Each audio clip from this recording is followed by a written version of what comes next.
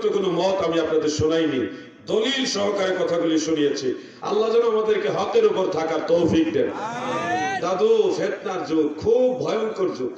এই জামানায় যারা বুঝে তারাও কথা বলে, কিন্তু তারা কম কথা বলে, আর যারা বুঝে না তারা বেশি লাফালাফি করে। ওই যে ছোট ছোট মাছ দেখবেন, এগুলাকে কি বলে, পানিতে পড়লে খালি লাফালাফি করে, পুঁটি মাছ। আরে লাফালাফি, এদের লাফালাফির কারণে মনে হয় এরাই মনে হয় সবচেয়ে বড় মাছ। আসলে পুঁটি মাছের চেয়ে বড় মাছ আসেনি। বড় আলেমরা কখনো লাফালাফি করে না।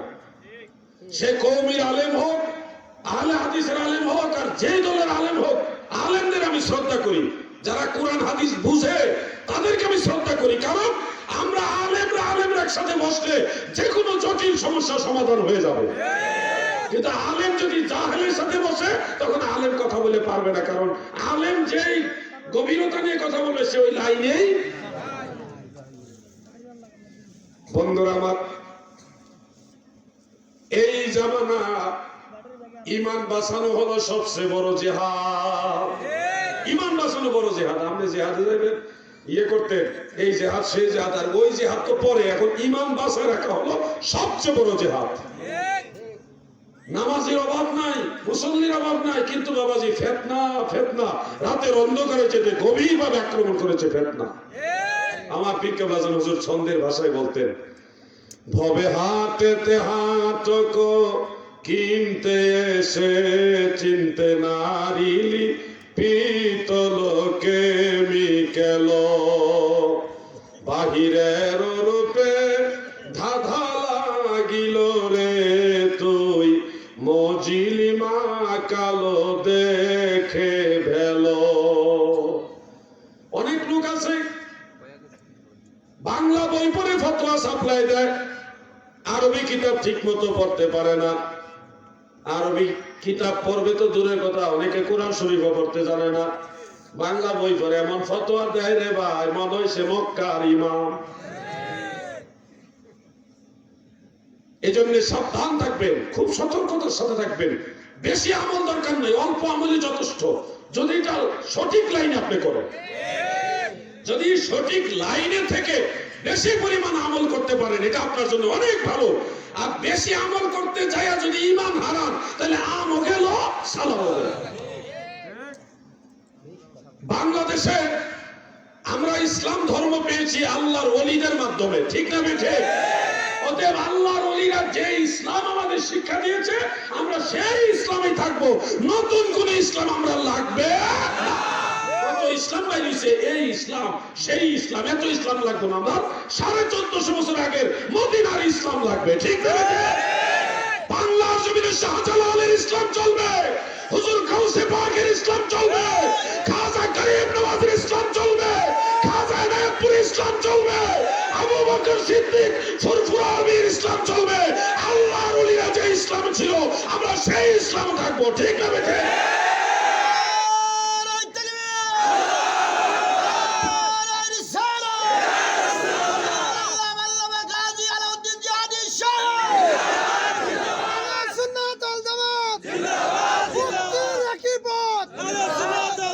মাশাআল্লাহ মাশাআল্লাহ, আহলে সুন্নাত ওয়াল জামাত জিন্দাবাদ জিন্দাবাদ। মুক্তির একই পথ, আহলে সুন্নাত। সুন্দর একটা স্লোগান দিছে। দেখেন, পীর আলাদা হতে পারে, কিন্তু আমরা সবাই আহলে সুন্নাত, ঠিক না বেঠি? এজন্য আমরা পীর যার যার, সুন্নিও সবার, আমরা সবাই এক। আকীদার দৃষ্টিতে আমরা সবাই এক। আজকের মাহফিলের সম্মানিত সভাপতি সাহেব, তিনি কিন্তু এনায়েতপুরের মুরিদ। আমি ফরিদপুর আট্রসির মুরিদ, হুজুরের মুরিদ। আবার দেখা গেছে অনেকে এখানে আসে দাওয়াত ইসলামী করে, আবার অনেকে ফুরফুরা শরীফের মুরিদ, কেউ অন্যান্য দরবারের মুরিদান আছে। সবাই মিলে আমরা মদিনাওয়ালার পথের লোক, ঠিক না বেঠে? ইউনিটি আমাদের মধ্যে আছে। আজকে আকাশটা যদি পুরো দিন ভালো থাকতো, লোকজন আরো ব্যাপকভাবে হইতো। আমিও তো সকালবেলায় বাসা থেকে বের হওয়ার সময় মাওলানা ওমর ফারুক মুজাহিদি ভাই, ওনার মাধ্যমে এখানে আমি আসছি। আমার অত্যন্ত মহব্বতের ভাই, খুব সুন্দর বয়ানও করেন, অত্যন্ত চমৎকার বয়ান করেন। মাওলানা ওমর ফারুক মুজাহিদি, তিনি, আমি ফোন করে বললাম, ভাই মাহফিল কি হবে? হালকা গুড়ি গুড়ি বৃষ্টি পড়তেছে। তা আমি যেহেতু সন্দেহের মধ্যে পড়ছি যে মাহফিল হবে কিনা, এলাকার মানুষও তো এরকম একটা সন্দেহ পড়ছে না, এটা একটা এফেক্ট হয়েছে। তারপর আলহামদুলিল্লাহ মোটামুটি খারাপ হয়েছে না, চলে। কি বলেন আপনারা? আপনারা থাকলেই চলবো, থাকবেন তো নাকি? কারা কারা চলে যাবেন হাত উঠান। হ্যাঁ, আপনাকে চলে যাবেন? আচ্ছা ঠিক আছে, বুঝছি। আল্লাহুম্মা সাল্লি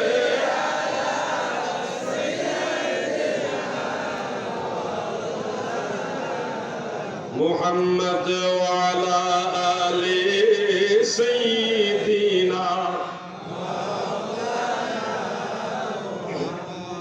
ভাই বন্ধুরা, আমরা একটা মাসালা আলোচনা করি, তারপরে মিলাদুন নবীর আলোচনা আসছি। আমরা নামাজ পড়ি, আপনারা নামাজ পড়েন তো সবাই? নামাজ ছাড়া কোনো তরিকা নাই, মনে রাখবেন। আবার কেউ যদি বলেন আমি তরিকা বন্দি, নামাজ লাগবে না, এটা ভণ্ডামি ছাড়ার কোনো কথা। নামাজ ছাড়া কোনো তরিকা আছে? নামাজ ছাড়া কোনো তরিকা নেই। যে বলবে নামাজ লাগবে না, এটা টাটকা ভণ্ড। আমার পীর বাজার হুজুর বলতেন, বাবা যারা নামাজ পড়ে না তারা আমার মুরিদি না। আর কি করবো? নামাজ ছাড়া কোনো তরিকা নাই। নামাজ পড়েছি আমাদের বাপ দাদা পূর্বপুরুষ মুমিন মুসলমানেরা, তারা নামাজ পড়েছে। নামাজ পড়তে গিয়ে পুরুষ লোক তারা নাভির নিচে হাত বেঁধেছে এইভাবে, আমরা এইভাবে হাত বাঁধি। আপনারা কিভাবে বাঁধেন?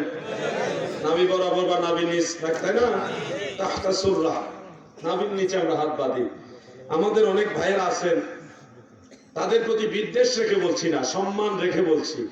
ওনারা আমাদেরকে অ্যাটাক করে বলেন যে আমরা নাকি জয়ী হাদিস, আর ওনারা হঠাৎ করে এখন সহি হাদিস হয়েছে। ওনারা এখন লেডিস মার্কা নামাজ পড়ে, লেডিস মার্কা নামাজ। অথচ এই দৃশ্যটা আমি অনেকগুলি ছবি দেখছি মিশরে, প্রাচীন আমলের যে মূর্তি মমি করে রাখছে না, লাশগুলি মমি করে রাখছে, ওই মূর্তি, অনেকগুলি মূর্তির ছবি দেখছি।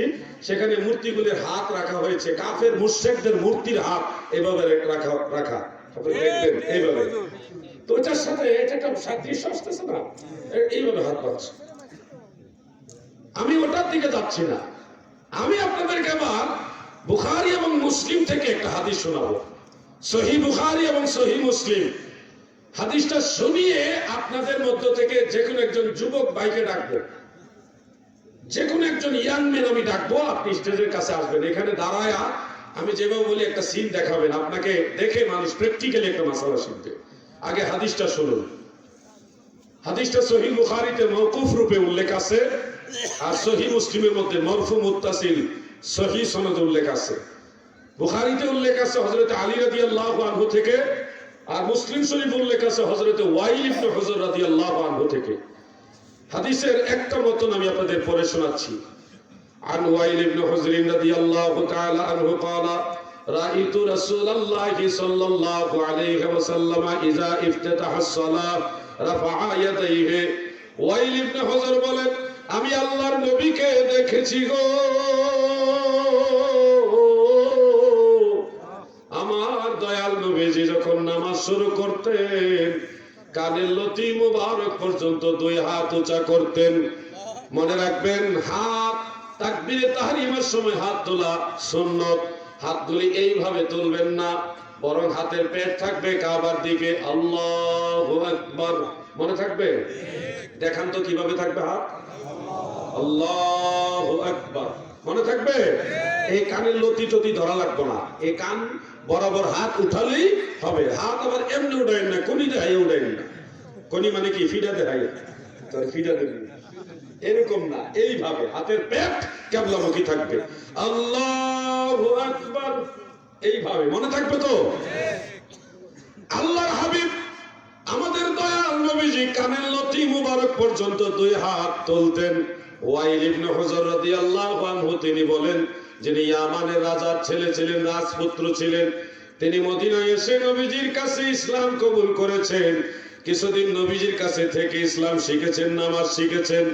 সেই সুবাদে তিনি বলেন, আমি দেখলাম এরপরে সুম্মা ওয়াদাআ ইয়াদাহুল ইয়ুমনা আলা কাফিহিল ইউসরা, এরপরে নবীজি ডান হাত রাখলেন বাম হাতের কবজির উপরে, বাম হাতের। সুম্মা ওয়াদাআ ইয়াদাহুল ইয়ুমনা, ডান হাত রাখলেন ইউমনা আলা কাফিহি, কাফ মানে কবজি, আলা কাফিহিল ইউসরা, অপর হাতের কবজির উপরে নবীজি রাখলেন। ডান হাত রাখলেন বাম হাতের কবজির উপরে। এবার একজন যুবক আসো, যে কোনো একজন যুবক আসো, আসো, যে কোনো একজন যুবক আসো না, ভয় পেও না।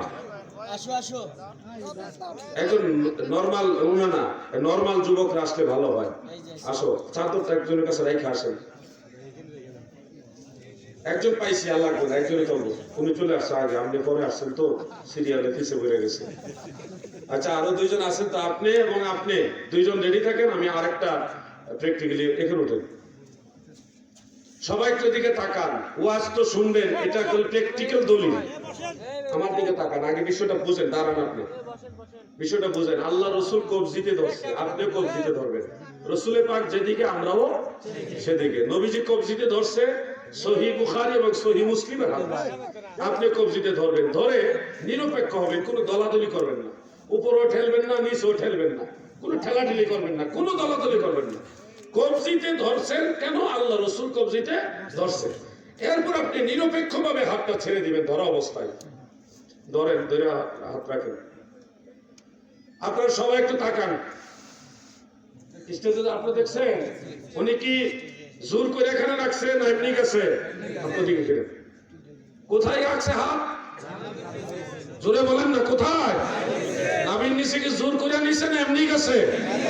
তাহলে বুখারী এবং মুসলিমের হাদিস আমল করলে নিরপেক্ষভাবে যদি হাত রাখে, কোনো গ্রুপিং না করে, দলাদলি না করে, ঠেলাঠেলি না করে, তাহলে এমনি প্রমাণ হয় আমাদের বাপ-দাদারা যেভাবে নামাজ পড়েছে সেটাই আল্লাহ রসুলের নামাজ। ঠিক? ধন্যবাদ আপনাকে। যান, ওয়ালাইকুম আসসালাম। এটা হলো বুখারী এবং মুসলিম থেকে দলিল দিলাম। এবার কোরআন শরীফ থেকে দলিল দিব। কোরআন শরীফ থেকে হাত বাঁধার দলিল দিব। কেমনে দেবো? তুমি রেডি থাকো, আরেকজন জনে কি আসছিল, রেডি থাকেন, আপনাদের দুজনকে ডাকবো, ঠিক আছে? এবার আয়াত নোট করেন, সূরা বাকারা আয়াত নম্বর 238। 238 প্রয়োজন হলে এখনই খুলে দেখে নিতে পারেন। অনেকের মোবাইলে তো থাকে, সফটওয়্যার অ্যাপস থাকে, আপনি দেখে নিতে পারেন, কোনো অসুবিধা নেই। সূরা বাকারা কত নম্বর আয়াত যেন? 200। এই ছোট ভাই, কত নম্বর আয়াত? আর আপনারা জিজ্ঞেস কত? মাশাআল্লাহ, ওয়াজ ঠিক আছে, যাতে মাতালে তাহলে ঠিক আছে। যাই করতেছে না করতেছে, ওয়াজ আমার মনোযোগ দিয়ে শুনতেছে। মারহাবা বলেন। আমার আল্লাহ বয়ান করেন, বিসমিল্লাহির রাহমানির রাহিম, হাফিজু আলাস সালাওয়াতি ওয়াস সালাতিল উসতা ওয়া কুমু লিল্লাহি কানিতিন। আমার আল্লাহ বলেন, তোমরা নামাজের প্রতি যত্নবান হও, নামাজের প্রতি যত্নবান হও, বিশেষ করে মধ্যবর্তী নামাজ অর্থাৎ আসরের নামাজের প্রতি বেশি যত্নবান হও। ওয়া কুমু লিল্লাহি কানিতিন, আর আল্লাহর প্রতি বিনয়ের সাথে দাঁড়াও। বিনয় মানে নম্রতা, নমনীয়, নম্রতার সাথে দাঁড়াও। এখন আল্লাহর প্রতি নামাজে বিনয়ের সাথে দাঁড়াবো, এই হুকুম দিচ্ছেন কে? বলেন না কে? এবার তোমরা দুইজন আসো, এদিকে একজন, এদিকে আসো একজন, আসো যুবক ভাই দুইজন আসো। আমি দুইজনকে দিয়ে দুইটা জিনিস দেখাচ্ছি আপনারা নিজের একটু ভালো করে দেখেন। উঠো করে, আপনি এখানে আসেন, তুমি এইভাবে ধরো বুকের উপরে, ঠিক আছে, আর আপনি এইভাবে নামে নিচে ধরেন। দুইজনে তাকান, সবাই একটু দিকে তাকান, প্লিজ একটু তাকান। একজন বুকের উপরে হাত বাঁধছে, আর একজন নাভির নিচে হাত বাঁধছে। আল্লাহ তাআলার নির্দেশ, তোমরা নামাজে বিনয়ের সাথে দাঁড়াও, নম্রতার সাথে দাঁড়াও। এখন এই ভাই নাভির নিচে হাত বাঁধছে, এই ভাই বুকের উপরে হাত বাঁধছে, দুজনই হাত বাঁধছে। হাত বাঁধাকে কেন্দ্র করে কার দাঁড়ানোর মাঝে বিনয় বেশি বা নম্রতা বেশি বোঝা যাচ্ছে? সবাই বলেন, সবাই বলেন। মাশাআল্লাহ, আপনাদের দুজনকে ধন্যবাদ। যান, গিয়ে বসেন। দেখেন আমি কিন্তু জোর করে আপনাদের বলাইনি, আপনারা নিজের থেকে বলছেন এবং এটা কমন সেন্স। আপনারা সবাই বুঝছেন একটা মানুষ যখন এমপি সাহেবের সামনে গিয়ে দাঁড়ায় এইভাবে দাঁড়াইলে মাইন্ড করব, আর এইভাবে যদি দাঁড়ায় তাহলে বলবে ছেলেটা আদব আছে। আল্লাহর কোরআনের মধ্যে আল্লাহ তাআলা বলেছেন তোমরা আল্লাহর প্রতি রবের প্রতি বিনয়ের সাথে দাঁড়াও। তাহলে বিনয়ের সাথে যদি নামাজে দাঁড়াতে হয় আল্লাহর হাবিবের সুন্নাত মোতাবেক আমাদের বাপ দাদারা যেভাবে নামাজ পড়ছে ওটাই সঠিক, ঠিক না বেঠিক? আমি আরো অনেক দলিল দিয়ে বোঝাতে পারবো, কিন্তু আমি শর্ট করলাম, কারণ রোগ বেশি ডাক্তার কম। কথা বলছেন না? এখন সমস্যা হয়ে গেছে, চতুর্দিকে ভেজাল। আপনাদের এই মাসালাগুলি কাজে লাগবে তো? যারা নামাজ পড়ে না তারা কি এর কাজে লাগবে? তো নামাজই পড়ে না। কথা ঠিক না? নামাজ পড়তে হবে কিনা? দাদু ভাই আমার বারবার নামাজের কথা বলে দিচ্ছি, খবরদার তুমি যদি বেনামাজি হয়ে মরো বিপদ তোমার হবে, আমার কিছুই না। হাসরের ময়দানে সর্বপ্রথম আল্লাহ তাআলা বলবে নামাজের হিসাব আগে দাও, নামাজের হিসাব আগে দাও। তখন আপনি কি হিসাব দিবেন এটা বুঝে শুনে যাবেন। অনেক মানুষ আল্লাহর কাছে দাঁড়ায় বলবে, মিথ্যা কথা বলবে। আল্লাহ বলবে কারা কারা নামাজ পড়ছো? তো সবাই কেউ আমরা পড়ছি, সবাই নামাজিও কইব পড়ছি, বেনামাজিও কইব পড়ছি। দেখছেন কত বড় বাটপা! আল্লাহর সামনে দাঁড়ায় বলবে আমরা নামাজ পড়ছি, কত বড় মিথ্যাবাদী। আল্লাহ তাআলা বলবেন তোমরা যে নামাজ পড়ছো একটু ফইরা দেখাও, সবাই একটু সেজদা দাও। যারা নামাজি তারা আল্লাহু আকবার বলে নামাজ শুরু করে দিব, সেজদা দিব। আর যারা বেনামাজি মিথ্যাবাদী তাদের পিঠের মেরুদণ্ডটা রডের মতো সোজা করে দিব। এরা রুকু সেজদা করতে চাইবে কিন্তু সোজা হয়ে থাকবে। এই জন্য বলি দাদু নামাজ পড়া লাগবে কিনা? আওয়াজটা দুর্বল। পিছনে মারা বলে নামাজ লাগবে কিনা? দাদু ভাই আমার, যারা নামাজ পড়ে তাদের জন্য হাত বাঁধার মাসালা। কিছু ভাই সৌদি আরব দেখতেছি আপনি বলে, সৌদি আরবের মক্কা এবং মদিনার কোন ইমাম এমনি হাত বাঁধে না। সব ইমামরা কেউ এইভাবে বাঁধে, কেউ এইভাবে বাঁধে, কেউ নাভির নিচে, কেউ নাভির উপরে, এমনি কেউ ধরে না। পাবলিকের মধ্যে দেখবেন কেউ এমনি ধরছে, কেউ এমনি ধরছে, কেউ নাভির নিচে ধরছে, কেউ হাত ছেড়ে দাঁড়ায় আছে।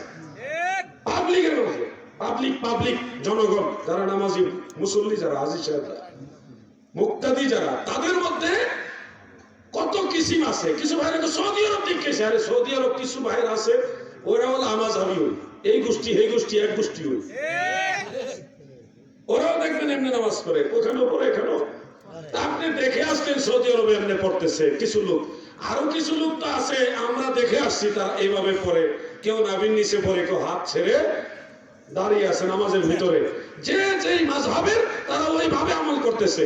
আপনি শুধু একটা দেখলেন, বাকিগুলি দেখলেন না, আপনার দেখার মধ্যেই তো ভেজাল। কথাটা বোঝেন না আপনারা? উনি একটা দেখে আসছে, বাকিগুলি দেখেই নাই। ওনার কচু শাক খাওয়া দরকার। খাইতে না চাইলে ডাইরেক্ট রান্না সারা খাওয়াইতে হবে, যেটা চুলকানি উঠে। তুমি একটা দেখে আসছো, বাকিগুলি খাইছে দেখছো না কেন? এই জন্য কচু শাক খাও। বন্ধুরা আমার, আমি আপনাদের কাছে যে কথাগুলি বলছি ক্লিয়ার কাট কথা, কোন ঝাপসা ঝাপসা কথা আলাউদ্দিন জিহাদি বলে না। যা বলে ডাইরেক্ট অ্যাকশন বলে। আপনার যদি কথায় দ্বিমত থাকে কমিটির মাধ্যমে কাগজে লিখে দেন, আমি প্রয়োজনে আবার উত্তর দিব। কিন্তু আমি চলে গেলে মাহফিল কমিটিকে ডিস্টার্ব করা চলবে। কারো কিছু বলার থাকলে মাহফিল কমিটির মাধ্যমে এখানে বলো, ফেস টু ফেস কথা হবে, ঠিক না বেঠে? চলে গেলে কোনো বেজাও চলবে না। বন্ধুরা আমার, আমি আত্রসী আপনি হয়তো ফুরফুরা অথবা এনায়তপুর, আমরা যে যেই দরবারের মুরিদি হই আমরা সবাই হানাফি। কওমি মাদ্রাসার যত আলেম ছাত্র সব হানাফি, সব হানাফি। কেউ বলতে পারবে না যে আমি হানাফি না। বাংলাদেশের সব কওমি হানাফি, সব কওমি হানাফি। জিজ্ঞাসা করেন আমার কথা যদি বিশ্বাস না হয়। হাটাজারি মাদ্রাসা সব আলেম হানাফি। ফটিয়া জিরি মাদ্রাসা, বাংলাদেশের প্রসিদ্ধ যে বগুড়া তো আছে জামিল মাদ্রাসা, আরো যত মাদ্রাসা সব কওমি মাদ্রাসা হানাফি। আমরা এমনি আকীদা বিভিন্ন বিষয়ে ইখতিলাফ আছে, কিন্তু মাযহাবে হানাফি। দাদু পাগলামি চলবে না। অনেক সময় অনেক কথাই তো তারা বলে, আমি সব কথা বিস্তারিত আলোচনা করলে দেখা গেছে এক সাবজেক্টে আলোচনা শেষ হয়ে যাবে। আর সাধারণত এখানে আমি সভাপতি হিসেবে জিজ্ঞাসা করছি, দাদু আমার কোন আলোচনার বিষয়বস্তু আছে কিনা? উনি বললেন আপনার ইচ্ছা, যেটা ভালো মনে করেন সেটাই সাধারণ মুসলমানদের কল্যাণের জন্য আলোচনাগুলি করবেন।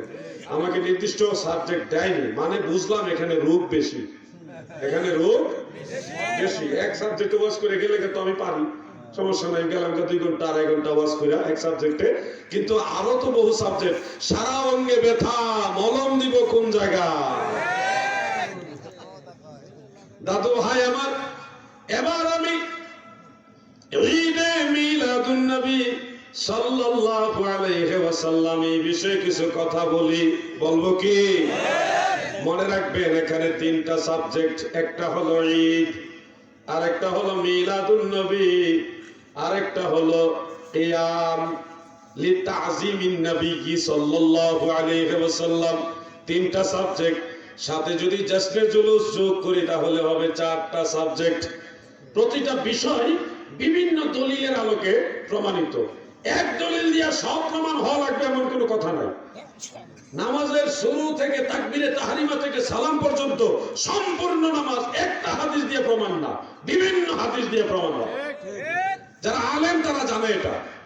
আপনি যদি বলেন একটা আয়াতে দেখাইতে হবে নামাজের তাকবীরে তাহরিমা থেকে সালাম পর্যন্ত এক আয়াতে আসেন, সম্ভব না, নাই এক আয়াতে কোথাও। বিভিন্ন আয়াত, বিভিন্ন হাদিস সবগুলি গবেষণা করে এই নামাজের শুরু থেকে শেষ এটা প্রমাণ করা হয়েছে। আপনি ঈদ, এটাও প্রমাণ হয়েছে বিভিন্ন দলিল দিয়ে।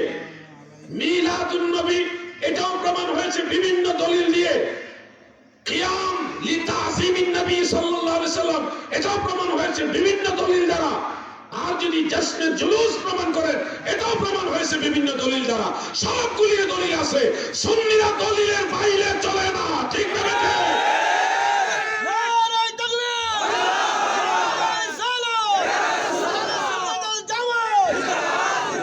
দাদু, প্রথম বিষয়টা আমি আলোচনা করি মিলাদুন নবী সাল্লাল্লাহু আলাইহি ওয়াসাল্লাম। এটার লাগভি মানা যেটা, শাব্দিক অর্থ যেটা, ওটা হলো রাসূল পাকের জন্ম সম্পর্কে আলোচনা। শাব্দিক অর্থ মিলাদ, এটা ওয়াক্তুল্লাযী উলিদা ফীহি, লিসানুল আরব, ফরহাঙ্গে জাদিদ, আরো কতগুলি লুগাতের কিতাব আছে, আরবি টু আরবি ডিকশনারি। আপনারা কি বিরক্ত হইতেছেন নাকি? মিলাদের আলোচনা চলবে? ব্যাটারি দুর্বল হয়েছে আপনারা? কেবল সাজ দিলেন? মারহাবা। মিলাদুন নবীর আলোচনায় যে 2 জন উঠলোকের লেখারা কি মনে হয় সব পায়খানা ধরছে নাকি? হ্যাঁ, আবার একজন বইতেছে না, অসুবিধা থাকতে পারে অনেক। আবার সিগন্যাল দিলে উঠে, বা সিগন্যাল ছাড়া উঠে। উঠবেন 1-1.5 ঘন্টার সময় কি অনেক আবার বিড়ি খাওয়ার লেগে পাগল হয়ে যায়। আরে 2 ঘন্টা সহ্য হয় না সিগারেট খাওয়ার লেগে, বুঝছেন? সিগারেটটা টানটুন দিয়ে আবার বলব, এরকম না। 2-2.5 ঘন্টা না, বরং সারা জীবনে যদি সিগারেট না খান কিছুই হবে না। এটা বদভ্যাস, এটা ত্যাগ করা উচিত, ঠিক না বেটে? আমরা যেগুলি খাই না আমাদের দিন যায় না। আমরা তো আপনাদের তুলনায় আলহামদুলিল্লাহ বেশি সুস্থ আছি। কি যে মজা রে! আমি একবার চেষ্টা করছিলাম পান খাওয়া শেখার জন্য, পারলাম না। পান খাওয়ার শেখার চেষ্টা করছি, পান যে কি মজা এটা বুঝি একটু। অনেকে খায়, আপনাদের কাছে স্বাদ লাগে, আমার কাছে কোনো মজা পেলাম না। বাইরে মা একটা পান খাইয়া গালের ভিতরে কামড়াইতে কামড়াইতে গাল একবার 12টা বাজে গেছে। গালে বিক্রি দিয়া এটা বিনা অপারেশনে ক্যাসের কুসুর হয়ে গেছে। পান খাওয়া শিখতেছে, আমি ওই দিন নিয়ত করছি জীবনে পান খাইতাম না। আর সিগারেট এগুলো বাজে জিনিস। আপনার স্ত্রী তো আপনার মুখের এই গন্ধটা পছন্দ করে না, আর সিগারেটের গন্ধ, বিড়ির গন্ধ আপনার বেগম সাহেবই পছন্দ করে না। আল্লাহ এবং আল্লাহ রাসূল পছন্দ করব? নিজের ঘরের বউ পছন্দ করে না, ফেরেশতারা পছন্দ করবো কেন? বেজার হইতেছে মনে না? আরে বিড়ির বিরুদ্ধে তো কিছু করেন না হুজুর। বিড়ির ওয়াজ করলে অনেকে বেজার হয়ে যায়। কি যে একটা ফালতু জিনিস এটা, এটার কারণে বড় বড় রোগ হয়, ক্যান্সার পর্যন্ত হয়। জেনে শুনে মানুষ এগুলি খায়, আশ্চর্য। জেনে শুনে এই জিনিসটাকে, অথচ এক প্যাকেট সিগারেটের টাকা দিয়া সিগারেট না খেয়ে যদি মায়ের জন্য কয়েকটা ফল এনে দেয়, আল্লাহ খুশি, আল্লাহ রসুল খুশি, জান্নাত আপনার জন্য অপেক্ষা করবে। ঠিক না বেটে?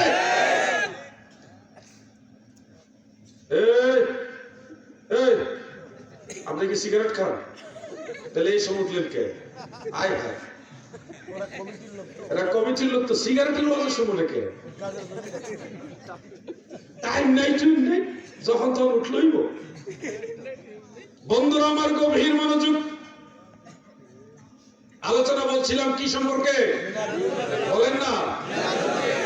আজ ঈদ মিলাদুন নবীর মাহফিল চলতেছে, আজ ঈদ মিলাদুন নবীর মাহফিল চলতেছে। আনন্দে উল্লাসে সারা, আনন্দে উল্লাসে সারা জগৎ মেতেছে।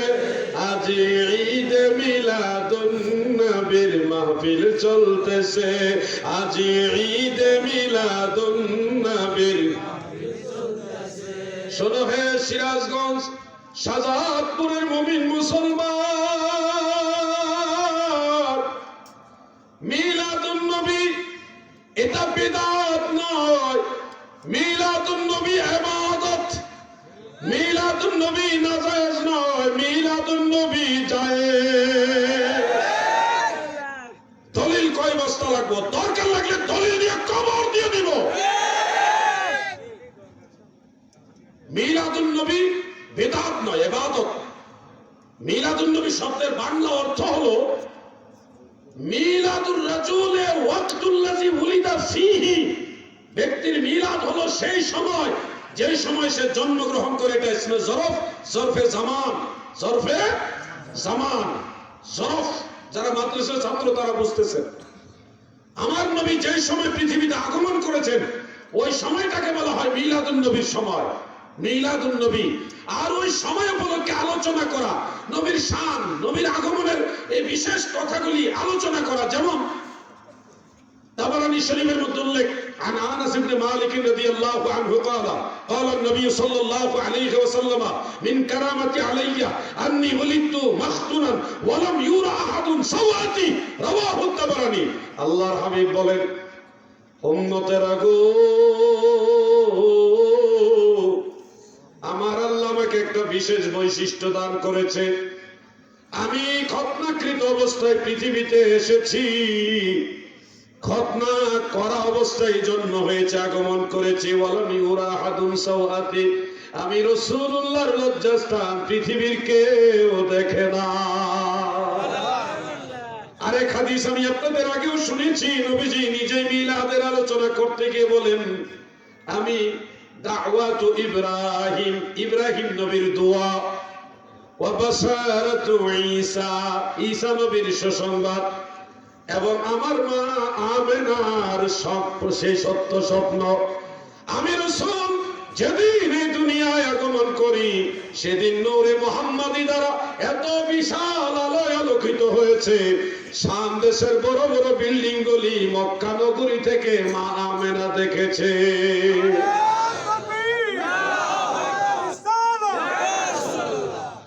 আমেনা বলেন, আল্লাহর হাবিব বলতেছে, ইন্না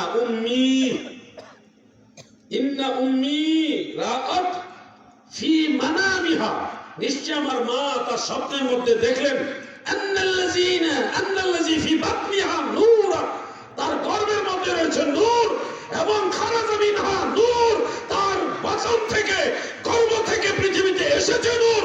এবং আসার পরে সারা পৃথিবী আলোকিত হয়েছে নূরে। সুবহানাল্লাহ। নূরে নূর তাজালা, নূরের খবর জানে সে আল্লাহ।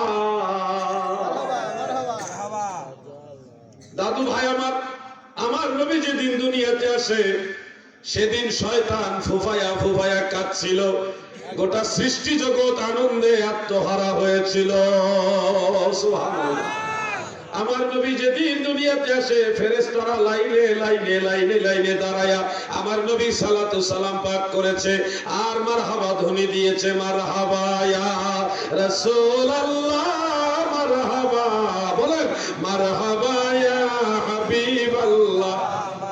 যুবকরা বলো না কেন মারহাবা ইয়া রাসূলুল্লাহ, মারহাবা ইয়া হাবিবাল্লাহ। দাদু ভাই আমার, আমার দয়াল নবীজি যেদিন এই পৃথিবীতে আগমন করে সেদিন কাবা ঘরের ভিতরে যতগুলি মূর্তি ছিল সেগুলি উপর হয়ে পড়ে গেছে। আর ওই কিসরা কায়সার বড় অগ্নি, একটা অগ্নিস্ফুলিঙ্গ ছিল, সব সময় আগুন জ্বলতো। নবী দুনিয়াতে আসছে আগুন নিভে গেছে, জাহিলিয়াত দূর, আমার নবী আসছে শান্তি এসে গেছে। قل جاء الحق وزهق الباطل إن الباطل كان زهوقا। সত্য এসেছে, মিথ্যা দূর হয়েছে, নবী এসেছে, জাহিলিয়াত দূর হয়েছে, ইসলাম কায়েম হয়েছে। এই যে বিশাল বিশাল অনেক ঘটনা রাসূল পাক আগমনের কেন্দ্র করে ঘটেছে, সব দয়াল নবীজি।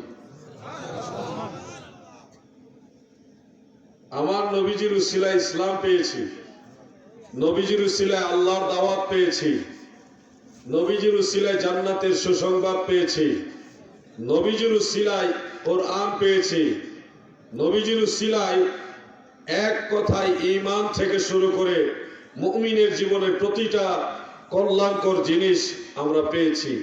এজন্য ঈমানের মূল নবী মুহাম্মাদুর রাসূল সাল্লাল্লাহু আলাইহি ওয়াসাল্লাম। আমার পীর কেবলা আজম হুজুর এক কথাই বলতেন, ঈমান ও মুহাব্বত আমার নবী মুস্তাফার গো, খাকে গলি মদিনার শতত বিছানা মোর, বালাখানা হইল মোর গলি মদিনার গো। আল্লাহর হাবিবের গুণগান, মহান মর্যাদা আমার মতো নালায়েক নাচিস কোনদিন বলে শেষ করতে পারবো না। পবিত্র কোরআনে আল্লাহ তাআলা বলেন, বিসমিল্লাহির রহমানির রহিম, লাকাদ মান্নাল্লাহু আলাল মুমিনিনা ইয বা'সা ফীহিম রাসূলাম মিন আনফুসিহিম। মানুষের প্রতি, মুমিনদের প্রতি আমার আল্লাহ সবচেয়ে বড় দয়া করেছেন যে তাদের মধ্য থেকে আমাদের দয়াল নবীকে আমাদের মধ্য থেকে আমাদের মাঝে প্রেরণ করেছেন। সুবহানাল্লাহ। অন্য আয়াতে আছে আল্লাহ তাআলা বলেন, ওয়া মা আরসালনাকা ইল্লা রাহমাতাল লিল আলামিন। আমার আল্লাহ আমার নবীকে উদ্দেশ্য করে বলেন, বন্ধু আমি আল্লাহ আপনাকে সমগ্র সৃষ্টি জগতের রহমত হিসেবে প্রেরণ করেছি। দুইটা আয়াতের দুইটা দিক দর্শন খুব খেয়াল করে শুনবেন। একটা আয়াত আল্লাহ তাআলা বললেন, আমাদের মধ্য থেকে আমাদের মাঝে রাসূল প্রেরণ করেছেন। মান্নাল্লাহু আলাল মুমিনিনা ইয বা'সা ফীহিম রাসূলা মিন আনফুসিহিম। তাদের মধ্য থেকেই আমার রাসূলকে প্রেরণ করেছি। আরেক আয়াতে আল্লাহ তাআলা বললেন যে ওমা আরসালনাকা, অথবা ইয়া আইয়ুহান নাবিয়্যু ইন্না আরসালনাকা শাহিদাও ওয়া মুবাশশিরাও ওয়া নাযীরা। এখানে আল্লাহ তাআলা বলেন আমি আপনাকে পাঠিয়েছি, আরসালনাকা, আপনাকে প্রেরণ করেছি। পাঠানো আর আমাদের মধ্য থেকে আমাদের কাছে আসা দুইটা কথার দুইটা দিক দর্শন রয়েছে। একটা হলো হাকিকতে মুহাম্মাদি, আর একটা হলো বাশারে মুহাম্মাদি। হাকিকতে মুহাম্মাদি তখনও ছিল যখন কোন সৃষ্টি জগতে কিছুই ছিল না, আর বাশারে মুহাম্মাদি মানব সুরতের নবী পৃথিবীতে এসেছেন আমাদের মধ্য থেকে, আমাদের মাঝে। এই হলো দুইটা পয়েন্ট। আল মুস্তাদরাক আলা সাহিহাইনের মধ্যে ইমাম হাকিম নিসাবুরি রাহমাতুল্লাহ আলাইহি একখানা riwayat উল্লেখ করেছেন, যেটা ইমাম তিরমিজি রাহমাতুল্লাহ আলাইহির জামে গ্রন্থের মধ্যে উল্লেখ রয়েছে সহিহ সনদে। মেশকাত শরীফের 513 পৃষ্ঠার মধ্যে আপনারা হাদিসটা পাবেন। ইমাম বাইহাকি রাহমাতুল্লাহ আলাইহির দালাইলুন নবুওয়াতের মধ্যে হাদিসখানা রয়েছে। অনুরূপ ইমাম আবু নুআইম ইসফাহানি রাহমাতুল্লাহ আলাইহির দালাইলের মধ্যেও হাদিসটা আছে। এছাড়াও আরো অনেক কিতাবে হাদিসটা আছে। হাদিসের একটা মতন আমি আপনাদের পরে শোনাচ্ছি। যুবক ভাইরা, এখন অত্যাধুনিক যুগ, তোমরা ইচ্ছা করলে গুগল থেকে, প্লে স্টোর থেকে, অন্যান্য মাধ্যম থেকে তোমরা কিতাবগুলি নগদে দেখে নিতে পারো। হাদিসটা এইভাবে উল্লেখ করেছে। عن الإرباز بن سارية صاحب رسول الله صلى الله عليه وسلم قال سمعت رسول الله صلى الله عليه وسلم يقول إني عبد الله وخاتم النبيين وإن آدم لمنجدل في طينته سأخبركم عن ذلك أنا دعوات أبي إبراهيم وبشارة عيسى ورؤيا أمي التي رأت وكذلك أمهات النبيين ترائن وإن أم رسول الله صلى الله عليه وسلم رأت حين وضعته نورا أضاعت له قصور الشام سبحان الله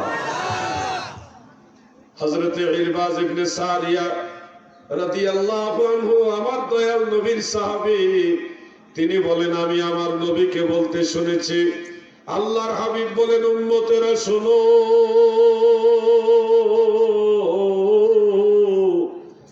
আমি এমন একজন নবী পৃথিবীতে আসার আগে ইব্রাহিম নবীর দোয়া হিসেবে প্রকাশ হয়েছে। এই পৃথিবীতে আসার আগে ঈসা নবীর সুসংবাদ হিসেবে জাহির হয়েছে। এই পৃথিবীতে আসার আগে মা আমিনার স্বপ্নের মাধ্যমে আমার যে আগমনের বার্তা জানানো হয়েছে। আমি রাসূল যেদিন এই দুনিয়াতে আসি, ওই দিন নূরে মুহাম্মাদি এত ব্যাপকভাবে প্রকাশ হয়েছে। মক্কা নগরী থেকে মা আমেনা নূরে মুহাম্মাদের আলোতে সিরিয়ায় শাম দেশের বড় বড় বিল্ডিং গুলি মা আমেনা মক্কা থেকে দেখেছে। এত নূর মক্কা নগরীতে দয়াল নবীজির মাধ্যমে প্রকাশ হয়েছে।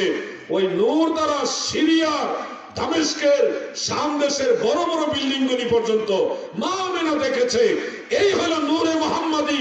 আমার নবীর নূরকে অস্বীকার করার কোন সুযোগ নাই।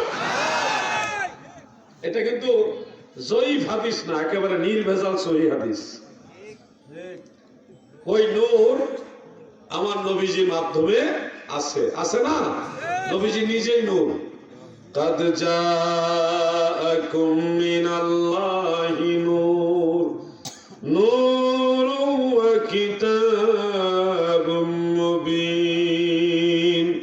আমার আল্লাহ বলেন অবশ্যই আমি আল্লাহর তরফ থেকে তোমাদের কাছে এসেছে নূর এবং সুস্পষ্ট কিতাব। রাইসুল মুফাসসিরিন হযরত আব্দুল্লাহ ইবনে আব্বাস রাদিয়াল্লাহু আনহুমা সহ জমহুর মুফাসসিরিন কেরাম তিনারা বলেছেন এই নূর হলো মুহাম্মাদুর রাসূলুল্লাহ সাল্লাল্লাহু আলাইহি ওয়াসাল্লাম। তাফসীরে জালালাইনের মধ্যে লিখছে নূরুন হুয়ান নবিয়্যু সাল্লাল্লাহু আলাইহি ওয়াসাল্লাম। তাফসীরে বাগবীর মধ্যে লিখেছে ইয়ানি মুহাম্মদ সাল্লাল্লাহু আলাইহি ওয়াসাল্লাম। তাফসীরে খাজান একই কথা।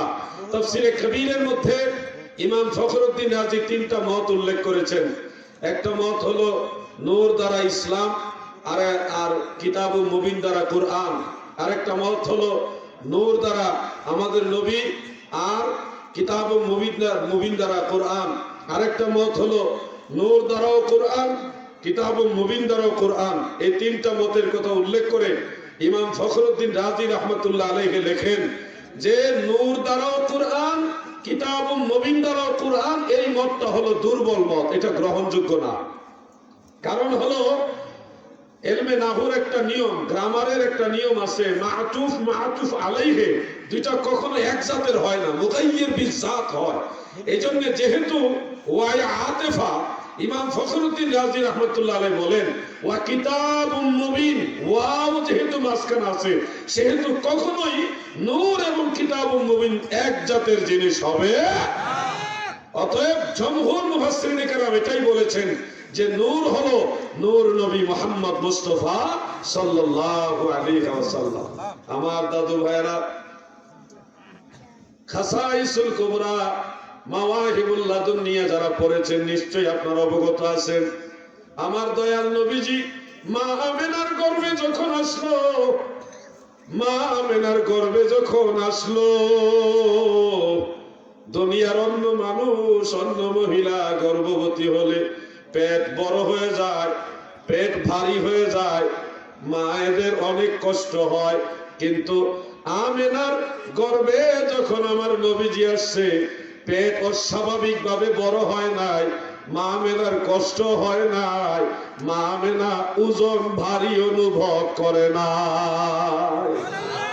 দাদুরে, দুনিয়ার মানুষ জন্ম হইলে সাধারণ মহিলারা যারা দাইমা বলা হয় অথবা হসপিটালে নার্স যারা এই ব্যাপারে পারদর্শী, তারা পাশে থাকে, মায়ের পাশে সন্তান জন্মদানের সময়। কিন্তু আমার দয়াল নবী যখন দুনিয়াতে আসে তখন মা আমেনার কাছে ছিল বিবি হাওয়া, বিবি মরিয়ম, এরপরে আসিয়া, এরকম যারা জগতের বিখ্যাত নারী ছিল তারা এসে মা আমেনার পাশে অবস্থান করেছেন। ওই সময় আল্লাহর হাবিব আসলেন, মা আমেনা বলেন আমি চোখ খুলে দেখি আমার সন্তান সেজদায় পড়ে আছে। সুবহানাল্লাহ। খাসাইসুল কুবরার মধ্যে হাফিজুল হাদিস ইমাম জালালউদ্দিন সুয়ুতি রাহমাতুল্লাহ আলাইহি উল্লেখ করেন, আমার দয়াল নবীজি ছোট্ট শিশু মুহাম্মদ মুস্তাফা সাল্লাল্লাহু আলাইহি ওয়াসাল্লাম শিশু নবী সেজদায় পড়ে কি যেন বলতেছে। আমার নবী আর কি বলবে গো, উম্মতের দরদি নবী উম্মতের নাজাতের জন্য আল্লাহর দরবারে কান্দে।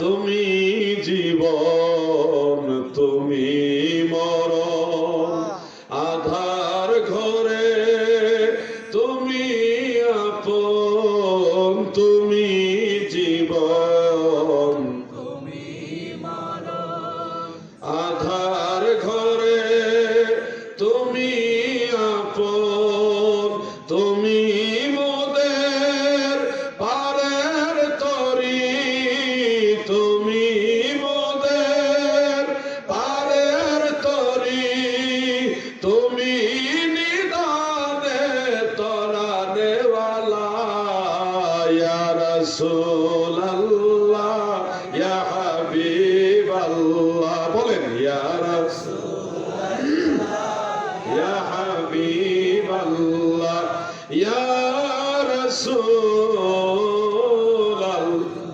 আমার দয়াল নবী রাফা রাসাহু মিনাল আরদি, জমিন থেকে মাথা উঠালেন, ছোট্ট শিশু নবী সেজদা থেকে মাথা উঠালেন, উঠিয়ে দুই পায়ের পাতা, দুই হাঁটু আর বাম হাত জমিনে ঠেস লাগালেন। বাচ্চারা যেভাবে দাঁড়ানো শিখার আগে হামাগুড়ি দিয়ে হাঁটে না, মাটিতে হাঁটু দুই হাত দিয়ে, এইভাবে আমার দয়াল নবীজি দুই হাঁটু দুই পায়ের পাতা বাম হাত জমিনে ঠেস লাগালেন, লাগিয়ে ডান হাতের ছোট্ট শাহাদাত আঙ্গুল আকাশের দিকে তুললেন। ওয়াকালাল লিসানুল ফাসিহ, বিশুদ্ধ আরবি ভাষায় আমার নবী বলতেছেন, আশহাদু আল্লা ইলাহা ইল্লাল্লাহু ওয়াহদাহু লা শারীকা লাহু ওয়া আশহাদু আন্নী মুহাম্মাদুর রাসূলুল্লাহ। নবীজি নিজেই নিজের কালেমা পড়তেছে, তাও বিশুদ্ধ আরবি ভাষায়, আন্নী রাসূলুল্লাহ, নিশ্চয় আমি আল্লাহর রাসূল, আমি আল্লাহর রাসূল। আপনার আমার কালেমা হলো লা ইলাহা ইল্লাল্লাহ মুহাম্মাদুর। আর নবীজির কালেমা এই আলফাজে না, একটু ব্যবধান আছে, কারণ নবীজি নিজের সাক্ষী নিজে দিচ্ছেন। দাদু ভাই আমার, আল্লাহর হাবিব রাহমাতুল লিল আলামিন এই জগতে সেই উম্মতের জন্য আল্লাহর দরবারে কেঁদেছেন। সর্বপ্রথম দুনিয়ার মানুষ তো জন্ম হওয়ার পরে কথা বলতে পারে না, আমার নবী পৃথিবীতে এসেই বিশুদ্ধ আরবি ভাষায় কথা বলেছে। সুবহানাল্লাহ। এখানে একটা বিষয় আমি সংযুক্ত করি, যুবক ভাইরা তোমরা একটু মনোযোগ দিয়ে শোনো ভাই। আমার নবীজির মা এবং বাবা তেনারা দুইজনই জান্নাতি, এটাই আমরা বিশ্বাস করি। কে কি বলেন না বলেন সেটা তার ব্যাপার, কিন্তু আমরা আহলে সুন্নাত ওয়াল জামাতের অনুসারী যারা, আমরা যারা সুন্নি, আমরা বিশ্বাস করি নবীর মা এবং বাবা দুজনেই জান্নাতি। সুবহানাল্লাহ বলে বিভিন্ন দলিলের দ্বারা এটা প্রমাণিত। খবরদার কখনো নবীর মা বাবাকে জাহান্নামী বলে সীমা লঙ্ঘন করো না। খবরদার আল্লাহর হাবিবের প্রস্রাব মুবারক পান করেছিল উম্মে আয়মান নামক একজন দাসী। নবীজির প্রস্রাব মুবারক পান করার কারণে ওই মহিলার জন্য জাহান্নামের আগুন হারাম হয়ে গেছে। রাসূলের একটা সামান্য একটা অংশ প্রস্রাব, যেটা আমরা আমাদের ক্ষেত্রে খুব নাপাক হিসেবে, নিন্দনীয় জিনিস হিসেবে দেখি, আল্লাহর হাবিবের সেই প্রস্রাব মুবারক পেটের ভিতরে যাওয়ার কারণে স্বয়ং নবী নয়, নবীর প্রস্রাব মুবারক পেটের মধ্যে যাওয়ার কারণে ওই মহিলা যদি জান্নাতি হতে পারে, স্বয়ং আল্লাহর নবী যেই মা আমিনার গর্ভে ছিল সেই মা আমিনা জান্নাতি না জাহান্নামী? এটা হলো কমন সেন্সের বিষয়। আমি আবার দলিল দিয়ে বোঝাচ্ছি। একটা মত, এটা হলো প্রসিদ্ধ মত, নবীজির মা এবং বাবা দুইজন ইসলামী ফিতরাতের উপরে মারা গেছে। ফিতরাত মানে যারা সরাসরি নবীর যুগ পায় নাই, নবীর নবুয়তের বা রাসূলের রিসালাতের দাওয়াত সরাসরি পায় নাই, বহু দিন পরে কোনো না কোনো মাধ্যমে তারা এইভাবে ছিল। যেমন ঈসা আলাইহিস সালামের পরে আমাদের নবীর আগে কোনো নবী নাই। এই আইয়ামে জাহিলিয়াতের যুগে কোন নবীর তেমন কোনো প্রভাব ছিল না। কেউ ইহুদি ছিল, কেউ নাসারা ছিল, কেউ মুসা নবীর অনুসারী, কেউ ঈসা নবীর অনুসারী। এলোপাথারি ভাবে মানুষ ধর্ম পালন করছে, এলোপাথারি ভাবে, নির্দিষ্ট কোন নবী ছিল না। ওই সময়টাকে বলা হয় ফিতরাত। কি বলা হয় বলেন? কি বলা হয়? ফিতরাত। এই ফিতরাতের সময়ে যারা মারা গেছে তাদেরকে আল্লাহ তাআলা হাসরের দিন ছোট্ট একটা পরীক্ষা করবে। মুস্তাদরেকে হাকিমের মধ্যে হাদিসটা সহিহ সনদে আছে। পরীক্ষাটা হলো আল্লাহ তাআলা একটা আগুনের কুণ্ডলী করবে, করে ওই সময় ফিতরাতের অবস্থায় যারা মারা গেছে তাদেরকে আল্লাহ বলবে তোমরা আগুনে ঝাঁপ দাও।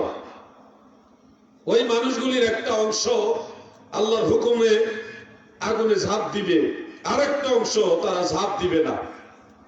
যারা আগুনে ঝাঁপ দিবে হাসরের দিনে তাদেরকে আল্লাহ তাআলা বলবেন তোমরা সবাই জান্নাতে চলে যাও। আর যারা আগুনে ঝাঁপ দিবে না তাদেরকে আল্লাহ তাআলা বলবে তোমরা জাহান্নামে যাও। কিন্তু তারা প্রশ্ন করবে, আল্লাহ আমরা দেখে শুনে বুঝে আগুনের মধ্যে ঝাঁপ দেইনি, আমরা তো জ্ঞানীর পরিচয় দিয়েছি। কিসের পরিচয় দিছে? জ্ঞানীর পরিচয় দিছে। দেখে শুনে বুঝে আগুনে ঝাঁপ দেয়নি। আল্লাহ আমরা তো জ্ঞানীর পরিচয় দিয়েছি, আমরা কেন জাহান্নামে যাব? প্রশ্ন করতেছে কাকে? আল্লাহকে প্রশ্ন করে। তখন আমার আল্লাহ বলবেন, বান্দারা রে, আমি আল্লাহ নিজে তোমাদেরকে আদেশ দিলাম, কোন নবীর মাধ্যমে আদেশ দেইনি, কোন রাসূলের মাধ্যমে আদেশ দেইনি, কোন আসমানি কিতাবের মাধ্যমে আদেশ দেইনি, কোন ফেরেশতার মাধ্যমেও তোমাদেরকে আদেশ দেইনি। আমি আল্লাহ নিজে ডাইরেক্ট তোমাদের হুকুম দিছি আগুনে ঝাঁপ দাও। আমার সরাসরি হুকুম তোমরা অমান্য করলা, সরাসরি হুকুম অমান্য করে এটাই প্রমাণ করলা সরাসরি হুকুম মানো না, মাধ্যমে গেলে মানতা না। আমার ফায়সালার পরে আবার বলতেছো আমি ফায়সালা দিয়েছি, আমি মালিকুল মুলক, সমগ্র সৃষ্টি জগতের স্রষ্টা, আমি মহাপরাক্রমশালী আল্লাহ, ফায়সালা দিয়েছি জাহান্নামে যাও। তোমরা আমাকে প্রশ্ন করতেছো, তোমরা জ্ঞানীর পরিচয় দিয়েছো, তোমরা জাহান্নামে যাবে কেন? আমার ইনসাফ নিয়ে তোমরা প্রশ্ন তুলেছো, তোমরা তো জাহান্নামে যাবেই, আরো ভয়ঙ্কর শাস্তি পাবে আল্লাহর হুকুম ডাইরেক্ট অমান্য করার কারণে। নাউজুবিল্লাহ বলেন। এটা হলো ফিতরাতের উপরে যারা মারা যায় তাদের ফয়সালা হবে এইভাবে, আল্লাহ রাসূল সাল্লাল্লাহু আলাইহি ওয়াসাল্লাম বলে গেছেন। আপনাদের দৃষ্টিভঙ্গি অনুযায়ী আপনাদের একটা জ্ঞান আছে, এই জ্ঞান অনুযায়ী উত্তর দেন, পরে আমি আপনাদের দলিল দিচ্ছি। নবীজির মা এবং বাবা দুইজনই আল্লাহ তাআলার হুকুম মানবেন নাকি মানবেন না? আপনাদের কি মনে হয়? আপনাদের পিছনে ভাড়া আওয়াজটা ঠিক মতো দেন নাই মনে হয়। আপনাদের যেটা মনে হয় ওটা উত্তর দেন, এখানে কোনো লজ্জার বিষয় না, আমি আপনাদের সাথে শেয়ার করছি। নবীজির মা এবং বাবা দুইজনই হাসরের ময়দানে আল্লাহর হুকুম মানবেন নাকি মানবেন না? কিভাবে আমরা বুঝলাম মানবো? আমরা বুঝলাম নবীজির বাবা আব্দুল্লাহ একটা ঘটনা আপনারা জানেন, মাওয়াহিবুল লাদুনিয়ার মধ্যে ইমাম শিহাবউদ্দিন কাসতালানী রাহমাতুল্লাহ আলাইহি উল্লেখ করেন, নবীজির বাবা আব্দুল্লাহ বিবাহের আগে কপালের মধ্যে নূরে মুহাম্মাদি ছিল। ওই নূরে মুহাম্মাদি এত সুন্দরভাবে চমকাইছিল গো, আরবের বিখ্যাত বিখ্যাত সুন্দরী রমণী যারা, তারা আব্দুল্লাহর সাথে বিবাহ বন্ধনে আবদ্ধ হওয়ার জন্য আপ্রাণ চেষ্টা করেছে, এমনকি অসামাজিক কাজে জড়িত হওয়ার জন্য তারা চেষ্টা করেছে। কিন্তু আব্দুল্লাহ কোন মহিলার সাথে অসামাজিক কাজে জড়িত হয় নাই। সুযোগ ছিল, টকবকে যুবক, যৌবনের জোয়ার, আরবের বিখ্যাত সুন্দর যুবক, পর্যাপ্ত সুযোগ থাকার পরেও এইভাবে উনি অবৈধ সম্পর্কে লিপ্ত হয় নাই। ওই সময় যে শরীয়ত প্রচলিত ছিল ওই শরীয়ত মোতাবেক আমেনার সাথে বিবাহ বন্ধনে আবদ্ধ হয়েছে, জেনার কাজে শরীক হয় নাই। এখান থেকে আমরা বুঝে নিলাম, বোঝা যায় যে নবীর বাবা আল্লাহ ওয়ালা ছিল।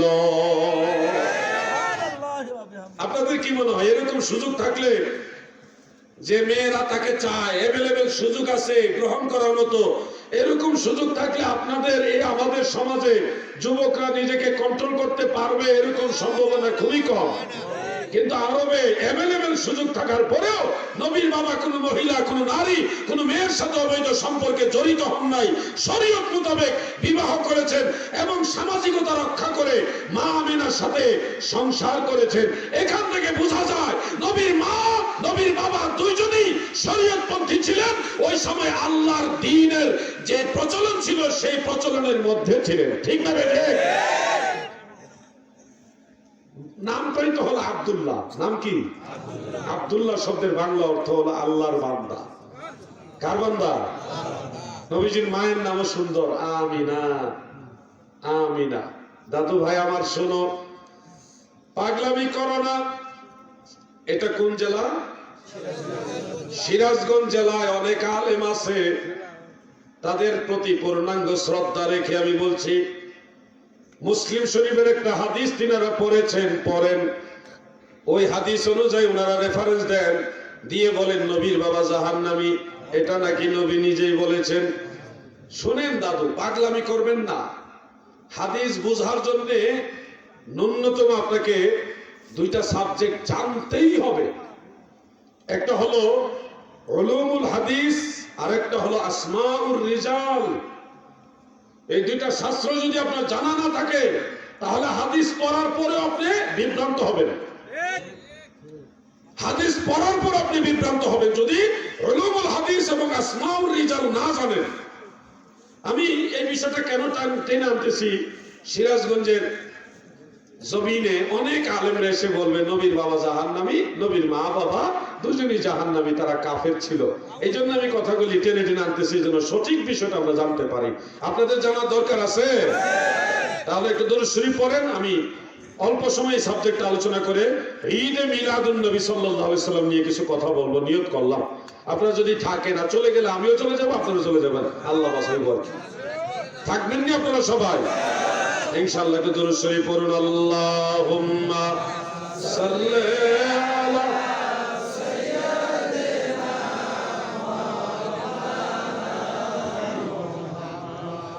ওয়া আলা আলি সাইয়্যিদিনা